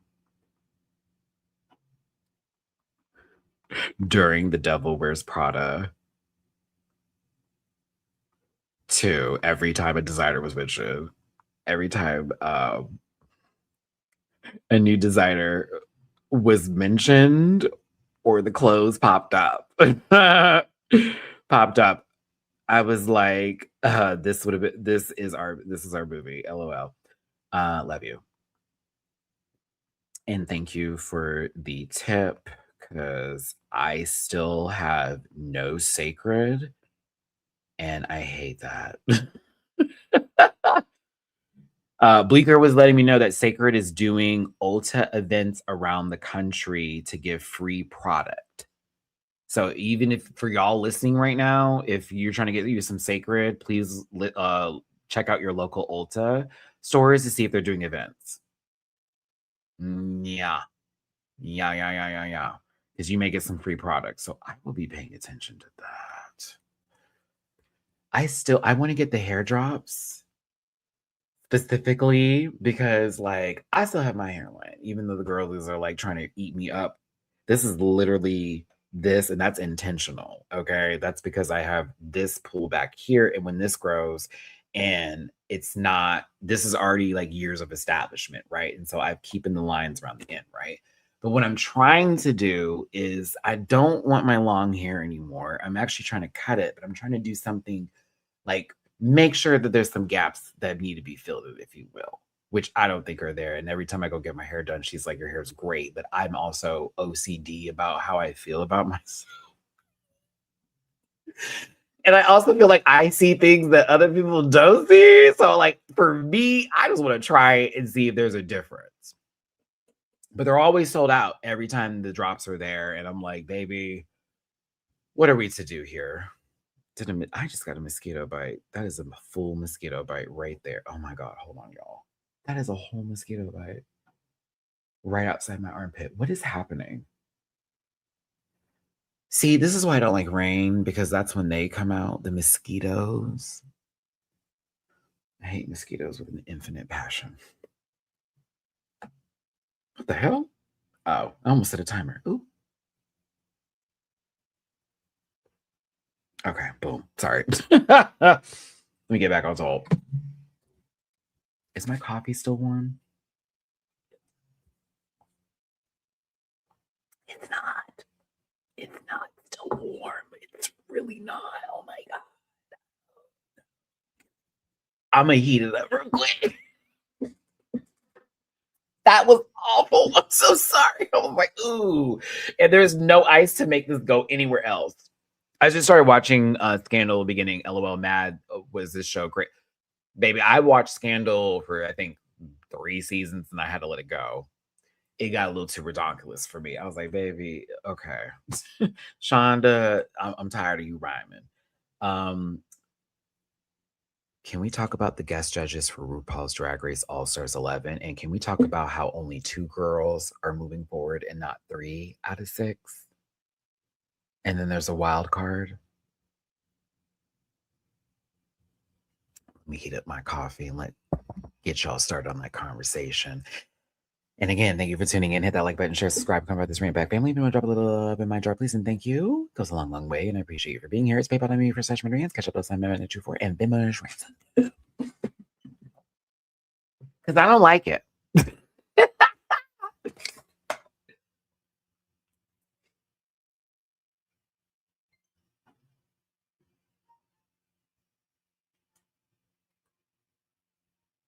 Okay. I stepped on my old switch by accident and I needed to make sure it was not broken.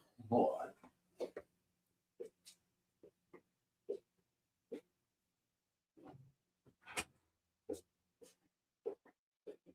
Oh, my goodness gracious.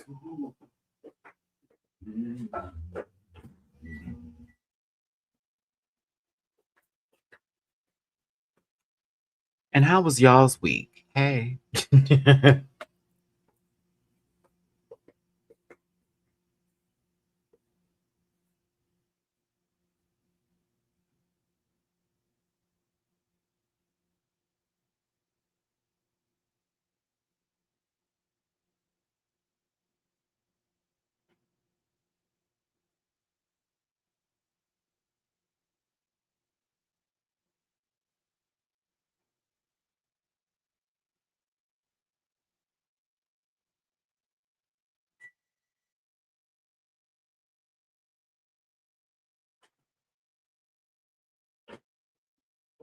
Oh, see, yeah.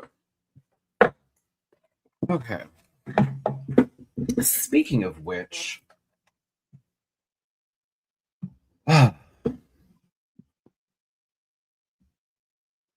got an interview this evening, nervous, but oh my God, Soulful Dog, I'm putting all of the good energy into the world for you with that interview because you know I'm in the same mother tucking boat. So when I tell you, I'm gonna put that out there because I feel like when you win, I win. If I win, y'all something like it's a part of the connection sphere of our energy. Okay, like yeah, I'm rooting for you, babe, because I believe me when I say I get it. Oh my God, I just applied to a job I used to work to 15 years ago.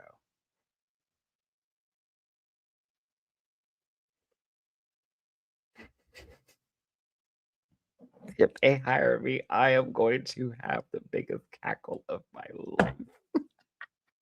Oh, they're gonna pay me way more than when I worked there years ago. But like, I'm hollering if I get that job again. I'm gonna holler. But I was told about it, and I was like, wait, I worked there so long ago. And they said, baby, just go ahead and apply and see what happens, Chad. If I get that phone call, I'm going to gag. I'm gonna be like, I wonder if that lady is still working up here. I can't. Okay, so All Stars 11.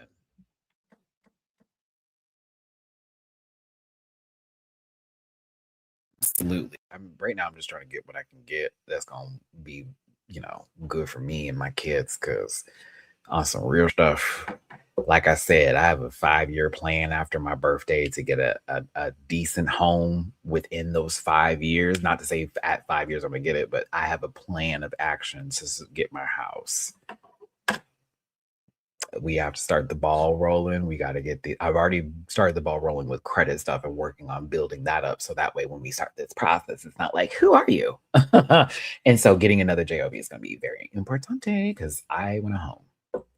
Not a big house, not a rich man. I don't want just something very nice and cute and cozy for me and my little fur babies and maybe my future husband or whoever. But that's it.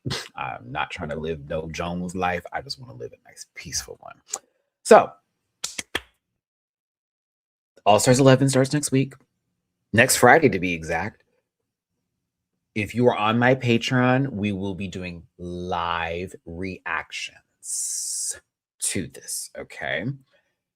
I am going to be very clear when I say it will be a scheduled time each and every Friday. I, by all means, can do an edited one and clock it in. But if you want the live, and I'm going to do a whole thing on Patreon about it like this week, I'm going to let the poll go.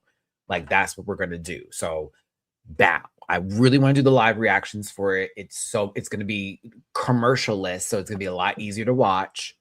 And I already am with Paramount Plus. Plus, I have it. It's just going to be super duper. It's just, I feel, will be so much fun to do. So those videos still get uploaded. So if you're not a part of the live reaction, you still can watch that things on the page. The following day, which is Saturday, and this is the normalcy now because I do, of course, these episodes are on Fridays. We do next day reviews. We will be reviewing it here on YouTube, covering the bases. The panel will reconvene again during All Stars 11 season. I will not guarantee May, maybe June. I want to catch them by the time the brackets merge. I can guarantee at least a panel for that. Maybe prior to, but I would prefer, and I'm more than likely going to make sure I get everyone's schedules together, that we're going to do it once the brackets merge. So we're going to have a conversation about who went through and how that went down. What else do I need to add to that one? Because Jamar's going to be in town next month. So I may be able to get him on the live at the same time, but also my baby's boys got a schedule here.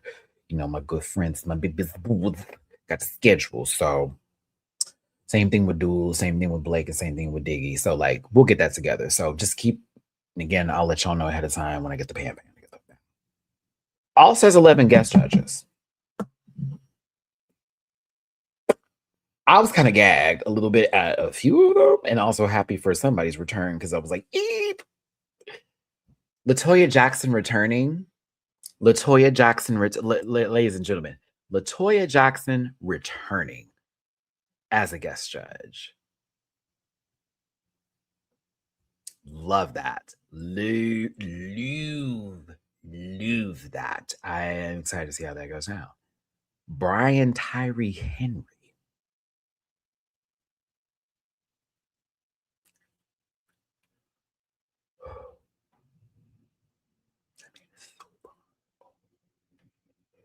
Baby, do not. If I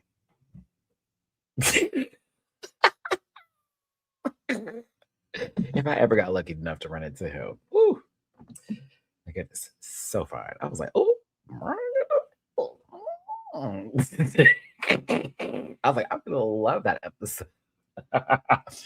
Juno Temple is going to be there. Gina Gershon.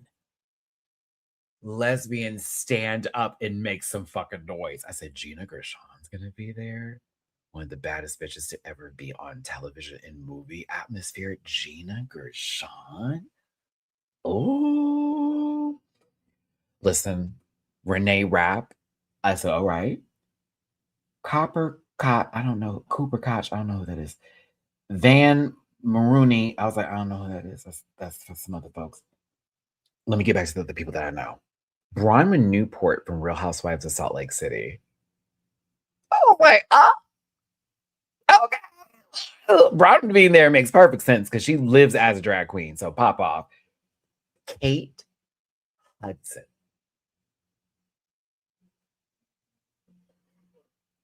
Excellent actress, by the way. I'm kind of gagged, and I live that Kate Hudson's going to be there.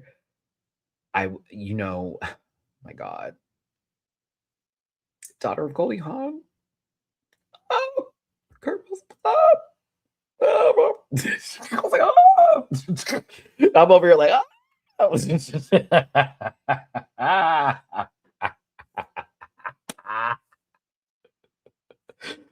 Oh man, very excited to see Kate. Big fan of her work. Christina Ricci, yo, I was like, this is not happening. I want to see some of my faves up here. Christina Ricci, she's everything. I will fight you over Christina Ricci. I have been watching Christina since the beginning, girl. I'll give you a movie. Ooh, I'm gonna gag you now and then.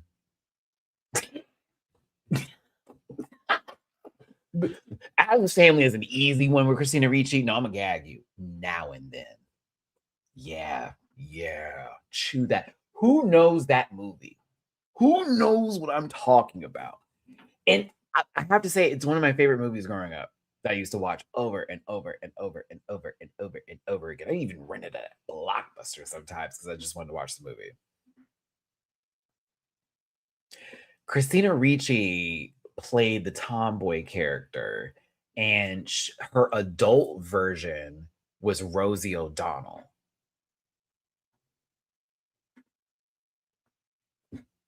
It was about this group of girls that were like best friends, and they were like in their adult lives, and they were like going back over like the summer that they had that was really impactful for them. Well, I can't remember. I think either someone passed away or they were moving somebody or something was happening, and they all like got back together again after being gone for so long, and they were just talking about all the good times and stuff like that. I fucking love that movie, man. It was so good. Devin Sawa, look where I'm going with this, was in the movie. You're like, who is that? I'm like, baby, you had to be a millennial or later on to know who Devin Sawa is. No shade, Devin. I know it's been a minute, my brother. But yeah, I remember Cursed. I remember she was in Cursed too, but that was like my way of Christina. I knew her for the younger days. I knew her for Casper. Wednesday Addams, Casper, Now and Then.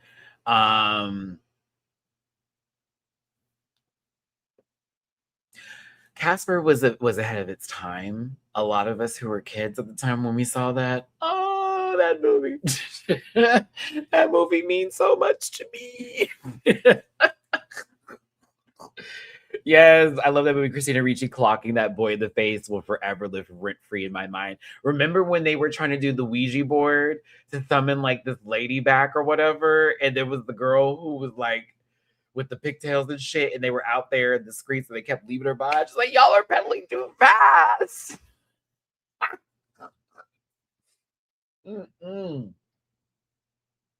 Oh, now I'm remembering it. Boom. Rosie O'Donnell was in the movie. Demi Moore was in that movie.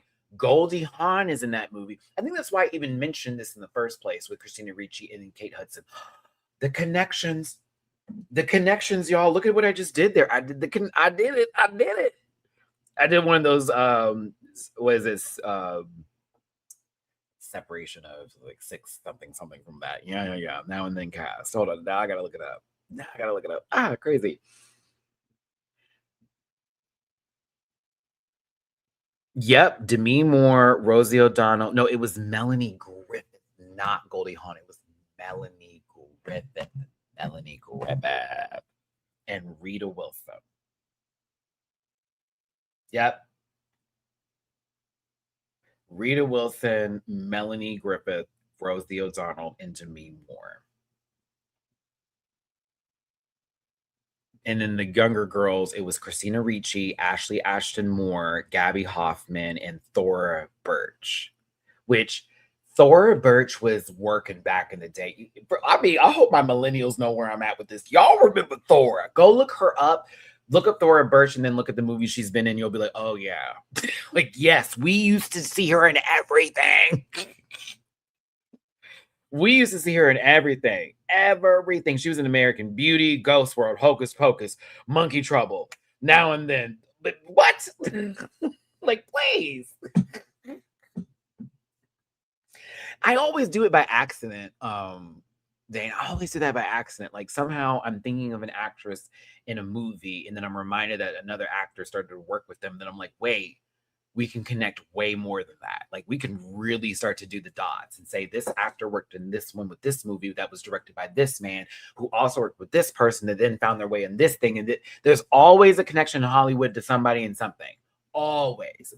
It's like one person's here, another person's there, but there can be ways to connect those dots to say that they somehow, in some sort of way, worked in the same room or possibly were a part of the same project. And it got other sense. But yeah, I love that movie. I totally forgot what we're talking. Oh, guest judges. I got way off topic. Fuck my drag.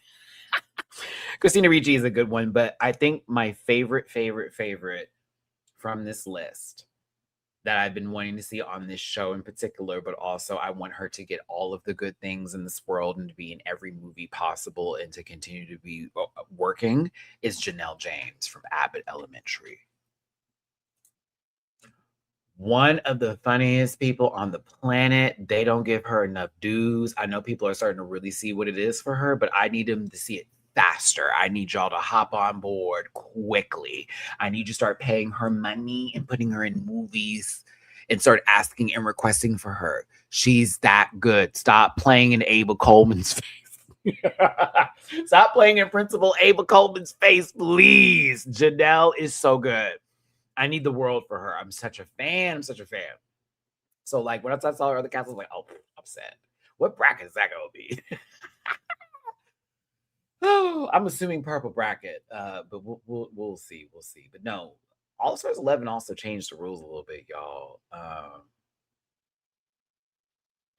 I don't like that there are only 2 people moving forward.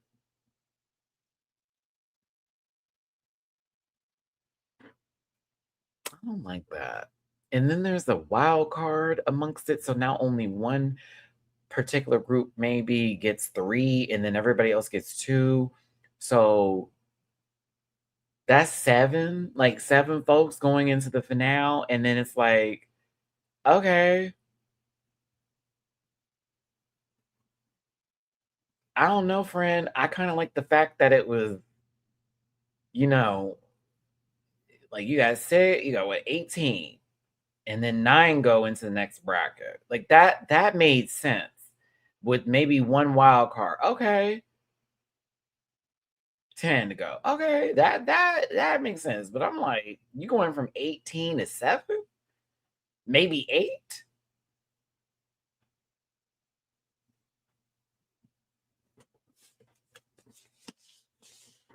I don't know about that. I could see one bracket wasn't really doing nothing, so you said 2 for those girls, and then the other 3 got 3. Yeah, that'd be a little bit better. It's the 8 I was talking about. I think that makes a lot more sense. And then a wild card making it 9 out of 18. Yeah, that makes sense. 9 out of 18, you cut it in half. Okay. But 7? Maybe 8, maybe 7. I'm like,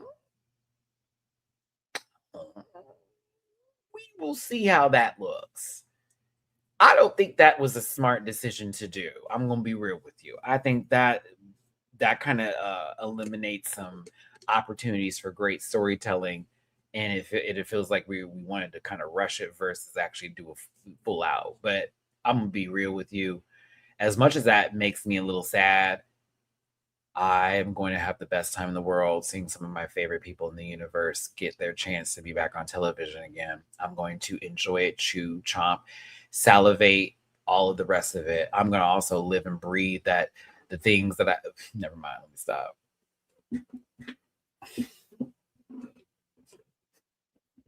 I get to sleep at night knowing that certain things are going to happen. I'm very happy, but like I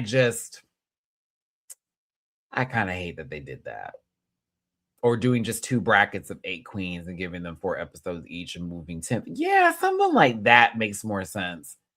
To where the second portion of the show still feels like a full cast of 10. Like how we always complain that All Stars only has 9 or 10 people. Okay, then that's kind of cool for the tournament part because you make them fight for that bracket to get into the round where now it really counts. Like this is the prelims and we're a part of the show. But now we're in the main bracket here to where all of that to get in, you got there. Now we got new rules. Let's go until we get to the I don't know, but I'm here for the ride, kids. I'm just gonna be real. I'm here for the ride. I miss the show. No shade. As much as we say we're oversaturated with Drag Race sometimes, once season 18 was off, I was kind of like, I need something. I need something else. I think also because this world is sort of turning into what it is right now. I'm like, more of that, please. More drag because I need some creativity and some not very angry, we can have a debate. Can we really? Kind of stuff anymore. I'm like, show me what you got, kids, because I need to see some more punketry. Yeah, I'm ready for Canada All Stars. I dare say I'm going to watch Down Under versus the World. At first, I was like, no, but the cast is cute. And I feel like I would be doing a disservice to y'all and to them and to myself by like not watching that. So I'm probably going to be doing Down Under versus the World too. I'm ready for, of course, Philippines, even though we lost somebody who was on the cast. I've noticed they started posting about it's coming soon again, but you all know Philippines will forever be a part of the blood of this channel and its life. As you know, my family member in my head and one of my good friends to the very end, Miss Jiggly Caliente, who has spent time here with us and been a good friend to me. May she rest in peace. I will forever talk about Drag Race Philippines until it's its last breath. Until mine. What?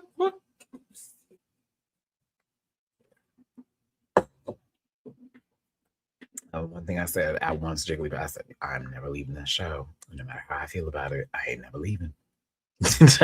Not for my sister. Oh no. That's part that is I'm never going. Never will. But yeah, I'm excited for whatever comes out with the Drag Race universe and world coming up. I'm a little bit more optimistic and not tired right now of all of it. I just need for shit to not be so obvious sometimes when it feels like production's playing in our face. That's all. But it's also reality TV. They gonna play. They gonna play. Mm-mm. Megan, I hope you're doing good, sister. Shout out to Megan the Stallion. I didn't wish that for her. I kind of saw it coming based off of where old boy is at and what he does for a living. Um, but she didn't deserve all that. And I also feel like people who played into that situation or sort of like that's what she gets for whatever. I mean, do you want to talk about that other lady who has completely turned her back on her people and sort of turned them into also some brainwashed kind of crazy ass folks who's literally losing her husband as well because he apparently has been cheating and all that kind of shit that I also was kind of gagged for, but I was like, weren't you celebrating these people, those women's misery?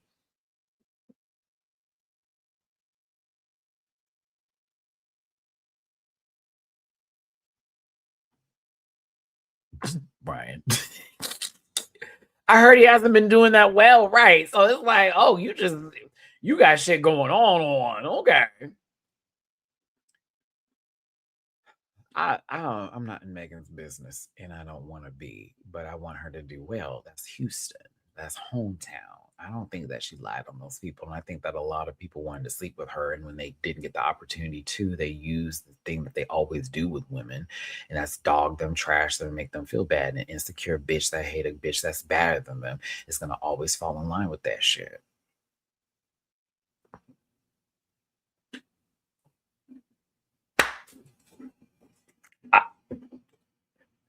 For me, I'm coming to that phase of my life where it's the really worry about your own and who cares what the next person feels. And I don't need to be right, but I won't respect disrespect. I won't let that be. Like I can't just because you need to prove a point, but you also feel like you need to get nasty with it. That lets me know that there's not a point to prove. You just want to get something off your motherfucking chest, bitch. This ain't even what it's really about. Like, tell me what your real fucking issue is. Like, what's the real problem? And I feel that way with the internet now and how people play in your face on Twitter and X and all that kind of shit. Because that's not even real anymore. That's not real. It's not real. You are talking to a bot more than likely. You are literally arguing with a whole program designed to make you crash out. That when you ask a question, that when you give it an answer, it doesn't receive your answer, but only to ask another question that's nothing to do with what you're talking about. Literally, it's gone. It's so not the way it used to be. And that is a lot of what's happening right now. And when I look at the situation with Megan and, her being in love, people were celebrating it, but people were also like wishing ill upon that just because I don't like that girl. Weird. I don't know Justin Bieber from Justin Bieber, because that's what I just said. I don't know that man. I don't fucking listen to his music. The fuck? No. I don't go to bed thinking about him because he annoys me. And I most certainly don't live my life in the comment section going, but yeah, and yeah, and yeah, and yeah. I do think he's a culture vulture. I do think that he's trying to step away from it, but he's still stuck in it. I do think he's got mental health problems right now that aren't being addressed. And because he's a public figure, it's also a way to cash in on that and utilize that through the paparazzi shots and the things that he's got going on. I think his pants are way too big. But at the end of the day, who cares? Yeah. Who cares? Like that he got to work that out. Like I'm not tucking him in at night. I don't have no ties with that man. I don't know that motherfucker like that. What? I don't know Megan like that neither. I don't know Nicki like that at all. I don't know Beyonce. I don't know these people. We just get the news and we hear about it and then we judge. And then we tell people, judge not lest ye be judged. You have your opinions, like I have my opinions, and this and the other. This is why we all walk in contradiction, because it's a matter of whether you feel you're right because you have an opinion about it, and it's not wrong of you to think those thoughts. Whereas, did you really need to even share those thoughts in the first place? And why did you need to even have an opinion about something that had nothing to do with you? Once that nuance can like really actually sit in someone's spirit, you realize that all this isn't real and that a lot of it is just us just having a good time and then moving around with our lives, and that we just move on from it. And in reality, you don't wish ill on nobody except for the people who do not want you to exist. Because there are a lot of people out there who are celebrities that I don't like with whatever point of views that they have. But I also know that they don't actually wish ill on people and they're just trying to live their lives too. We just are not going to agree on shit. But then there's those celebrities who are actually want to do something and are going about it in the wrong way and are utilizing their power to do that. That's different. It's folks that just don't be on that shit that we just shouldn't care about. That's why with drag queens on this show, and we don't like her because it's another girl. I don't be thinking about them hopes. Who cares? I can't. At this point, I'm going into a ramble rant, but it's also just the way I feel in general, whether it's applied to my real life, whether it's applied to just this YouTube world or the internet in general. And today I was just scrolling, I saw a video. These people were fighting. It in the comment section turned into a race debate. that then turned into a political debate, that then turned into a gender debate, that went right back to race again and then followed the same. It was wild. And I was reading it like, and I caught myself because you know how it is. Sometimes you'll read something and it'll make you want to go, ooh, like I have to, but you have to also check yourself. That's bait. That's bait, my brothers. That's bait. Like, why do you need to respond? Well, this is just some random thought that someone threw out there on something you don't even know what's happening. We don't need to correct them. We just let them be wrong and move around. But that's where we're at right now. And pictures are being posted that aren't real and people having to debunk that. Words are being said that were never said. This is where we're at. It's literally everything is now rage bait, and we have elected the biggest rage baiter that actually follows through on his threats. I'm laughing, but it's also serious. Like, this is where we're at now, y'all. Like, nothing's real. And if it is real, how do you know it's real? It's really getting wild out there. So please be careful.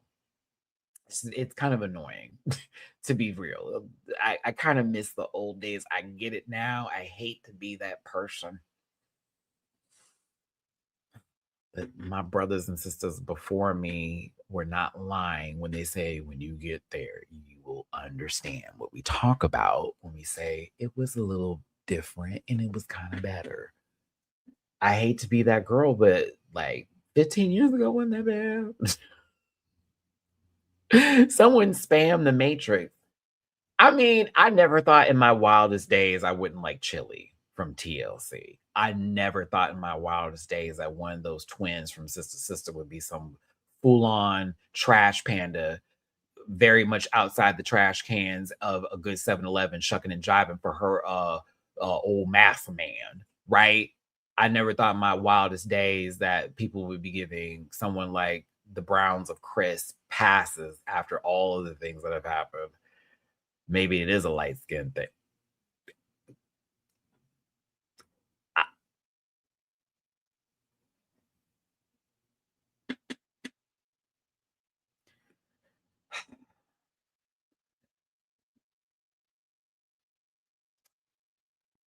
No one's talking about the files anymore. And I hate it. I hate that they're letting that roll. I'm hating how that is going down. I really do. It's sick. It is sick, y'all. And then I hate to be this person. Erica Kirk, stop turning on your camera. Erica Kirk, stop turning on your camera for the love of God. You look insane. You look insane, sister. It is weird at this point. Like, as I'm going to just keep all my thoughts about you in general and the words that have come out your mouth and whatever game I think you're playing with us and whatever positions I think you pull to get where you're at. But when I tell you, every time you get in front of a microphone and you turn on the camera, you set your people back so far. You do. You look fucking crazy. You look insane, my God. Like, and then it's the words that come out as you are making these gestures, and it's so demonic for someone who's claiming Christianity. It's a bit demonic. I don't know.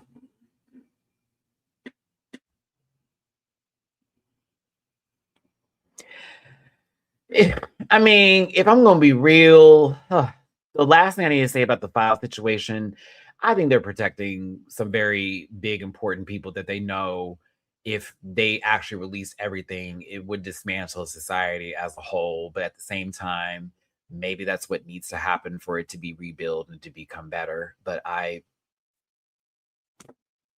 that is literally where I'm at with that. Even if it was someone who was my favorite, if the name pop, not just some in passing talk, but actually receipts upon receipt, baby, we're gonna have to take it seriously. You know what I'm saying? So like for me, that kind of stuff is so weird how we made it such a big, actually a certain group made it a big deal And then when they got the files and then they started going through the files, they said, don't think about it anymore. But then when we started getting into the files, only a few things were dropped, but not everything was dropped. But then the person who was supposed to be in charge of everybody's name is mentioned over 1,000 times. Now it's not a huge deal no more. Now we're not talking about it.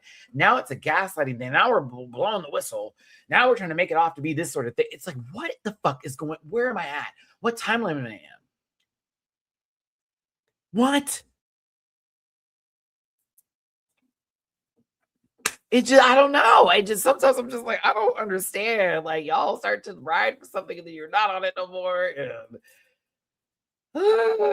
it's just frustrating seeing how this is going down. It's also frustrating watching people try to like actually do the right thing and then they get sort of like thrown into the table and just, I don't know. I'm not having a good time watching the news ever anymore. And I can't even listen to the Daily Show make fun of it. I'm at that level. I used to watch the Daily Show because I like the fact that they would pick fun at like actual stories and this and the other and go into the base. I can't even play with that. I'm like, bitch, I'm sorry. Look outside. Like, I know we're all trying to laugh here, but I'm getting kind of kooky. It's getting a little too deep. So if y'all are experiencing anything or being affected by any new laws or certain things or redistricting or all that stuff that's happening right now, the war currently going on, everything that is taking place, and you feel just a little bit uneasy, I'm giving you a hug. I know we're all feeling it. I can't imagine what you're feeling, but also I see you, I receive you. I hope for the best. I hope we get through all of this. And at the same time, I hope everybody somewhat gets to some sort of resolution as to what they want in their way. But at the same time, stop taking away things from people who really need it. Stop giving things to people who do not need it. And stop acting like what you're doing is for the moral righteousness of God. You have literally broken several commandments in the past 3 to 4 months. And I'm talking to that group as a whole.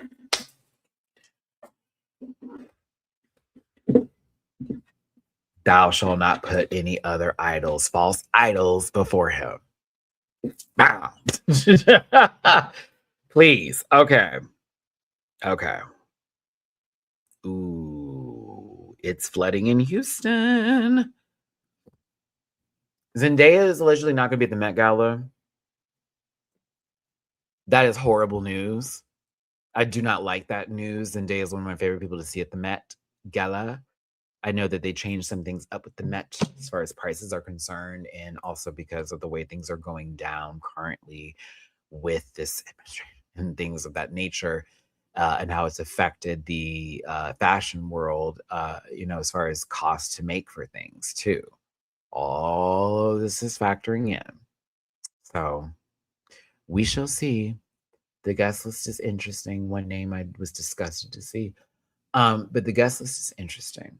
And so I'm just excited to see what Beyonce wears. But Zendaya not being there, maybe. What if it's because that one girl is coming? I would be gagged. It's like, oh, she's going? I ain't going. I'd be here for that level of petty. I would. Okay, everybody. I'm trying to think of other hot topics right now that I have on the tippy toe of my tongue, but nothing's really raising my riz. I've gotten over the cat's eye stuff. I've given up on them as a group. Noticing those videos of the light bullying and microaggressions that were happening and Laura being kind of a cop to, I'm just like, yeah, I don't know if I like all this now. I don't know. And it feels like we were just playing for the cameras in the face, but once it was all off, it was different. I'm not down for that. Don't like the weird ass choreographers. That one tall monster that's out there making every bit of rhythm disappear through his rapid motions of fast work. I'm like, I've never seen someone try to be on beat and be the Flash at the same fucking time. It's crazy. The other one's better, but he's still on some, girl, what are we doing? You just have a little bit more reservations in your movements. This one over here is trying to be something, and it's at 6+ in height, you look crazy. Look like some slender man that lost his fucking gay ass mind in the field somewhere and is just throwing around little hand signals trying to get some sissy to fall into the lap. But anywho, no. I've given up on them as far as that's concerned. Just can't do it. And that song is trash. What? Like, and y'all talking about Runway? But no, I'll let you know when some music has really been hitting my spirit. Nothing's really touched down just yet, but I'm hoping it gets there. As far as movies are concerned, now that I've seen The Devil Wears Prada 2, the next movie on my list of I need to see, I must see, I will not miss it, is The Backrooms. I have to. It's coming very soon too. I must see that movie, man. As a person who's very much into the Backrooms lore and has watched Kane Pixels as well as some other artists here on YouTube, which I highly recommend you get into.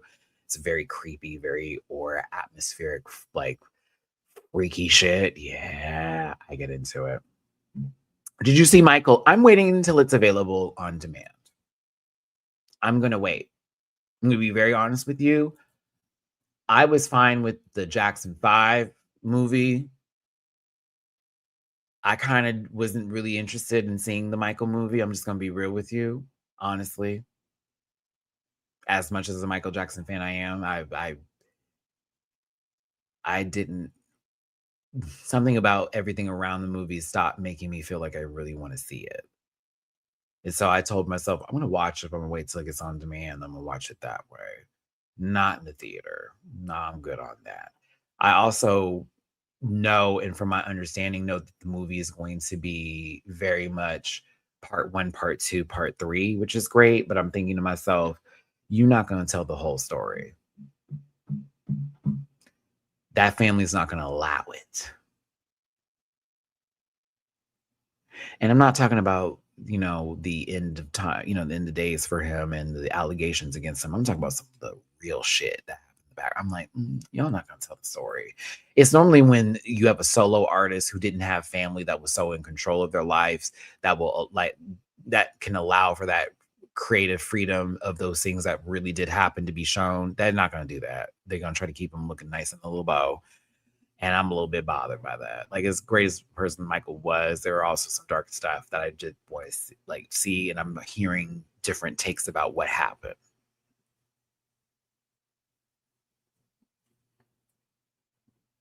So that's why I was like, nah, I'm good on that. If you're not gonna really talk about it, I don't need to see that. I'm cool. I'm cool. But I am gonna watch it. I'm still a fan of the music and all that kind of good stuff. But when it comes to biopics, I'm a little bit. If you're not gonna really give us what we need, I don't want to watch it. There's a reason why I love What's Love Got to Do with it.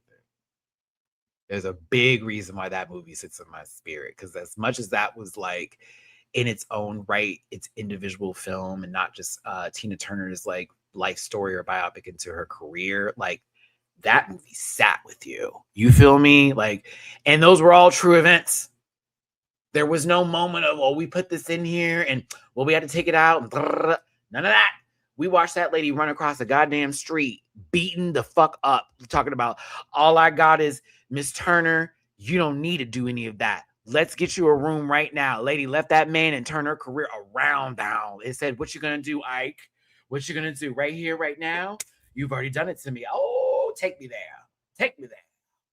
I don't feel that from the trailer of Michael. And so Coleman Domingo can deliver an excellent performance, and I'm excited to see that from him. I love me some Nia Long. I just, something about in the movie, I'm like, they're not going to show us. They're not going to give me the West real. They're not going to do that. It's all going to be very like, Michael was stressed. I'm like, nah, let's talk about some other stuff. Like, he's in the music industry. Let's be real. He had to get a little gut a couple of times. I did see the Resident Evil trailer, Nicole. I'm interested. Zach Kreger, I like his work with weapons. It's not going to be focused on anybody in the actual Resident Evil universe as far as like Jill Valentine, Claire Redfield, Leon is concerned. None of that. Leon Kennedy, none of those people. It's going to focus on a new character, but it's going to be set in between, I think they said Resident Evil 2 and 3 or 1 and 2. 2 and 3 or 1 and 2. It's between either of those. And they're focusing on this person who's like in the middle of that situation, which I think is actually interesting. I am still concerned. because I liked the trailer. I thought the trailer was cool. I was like, ooh, this looks very cool.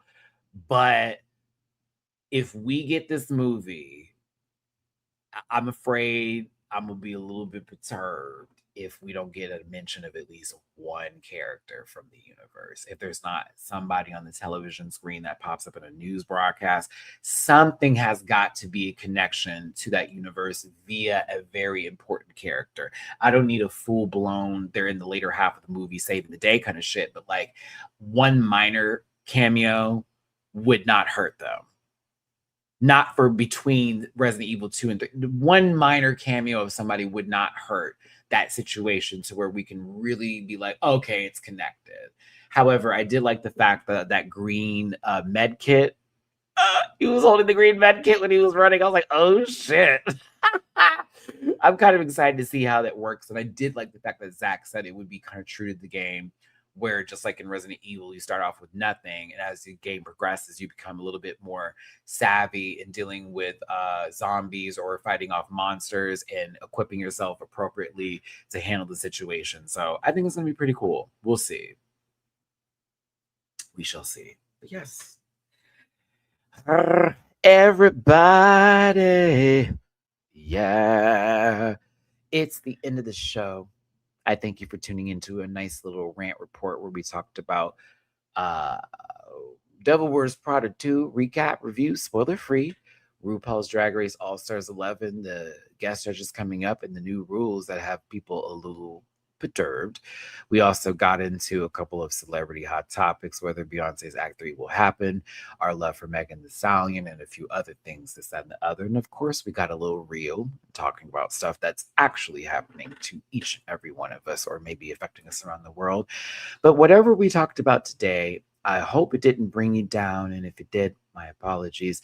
I want us all to be entertained and have a good time here. But at the same time, we like to keep it 100. Do me one more favor, as I've been asking all day. Hit that like button, share, and subscribe and become part of this Rant Pack family. I appreciate you for being here. And leave a comment talking about any of the topics that we talked about today. And if you did want to drop a little love in my jar, please and thank you. It is PayPal.me/MattyRants, Cash App $Matt924, and Venmo@Rants. It's all scrolling down below. My words. I had something else I wanted to add. I'm trying to get to it. Oh, the next time you see me will be Tuesday here on YouTube. I will be discussing the Met Gala event and, of course, going over the looks. Hopefully something happens in the universe of Act 3. I'm praying that lady drops some sort of visual, not a visual, but you know what I mean, like a picture of something. A trailer or something like she did for Texas Hold'em. Something. Please, I'm begging, please. Something. It would be great for my video. But no, Tuesday I'll be back on YouTube this weekend. If you're on my Patreon, check me out. I'll be posting some more episode reactions to like All Her Fall, Interview the Vampire, and other shows like that. So please and thank you. But yes, I appreciate y'all for being here today. I had a great time with each and every one of you. Remember, take care of yourselves and give yourself a big hug from me. We're gonna make it through this. Love you down, and I'll see y'all for the next one. Thank you for tuning in, and thank you for the support, and thank you for the live chat. I had so much fun today. Until next time.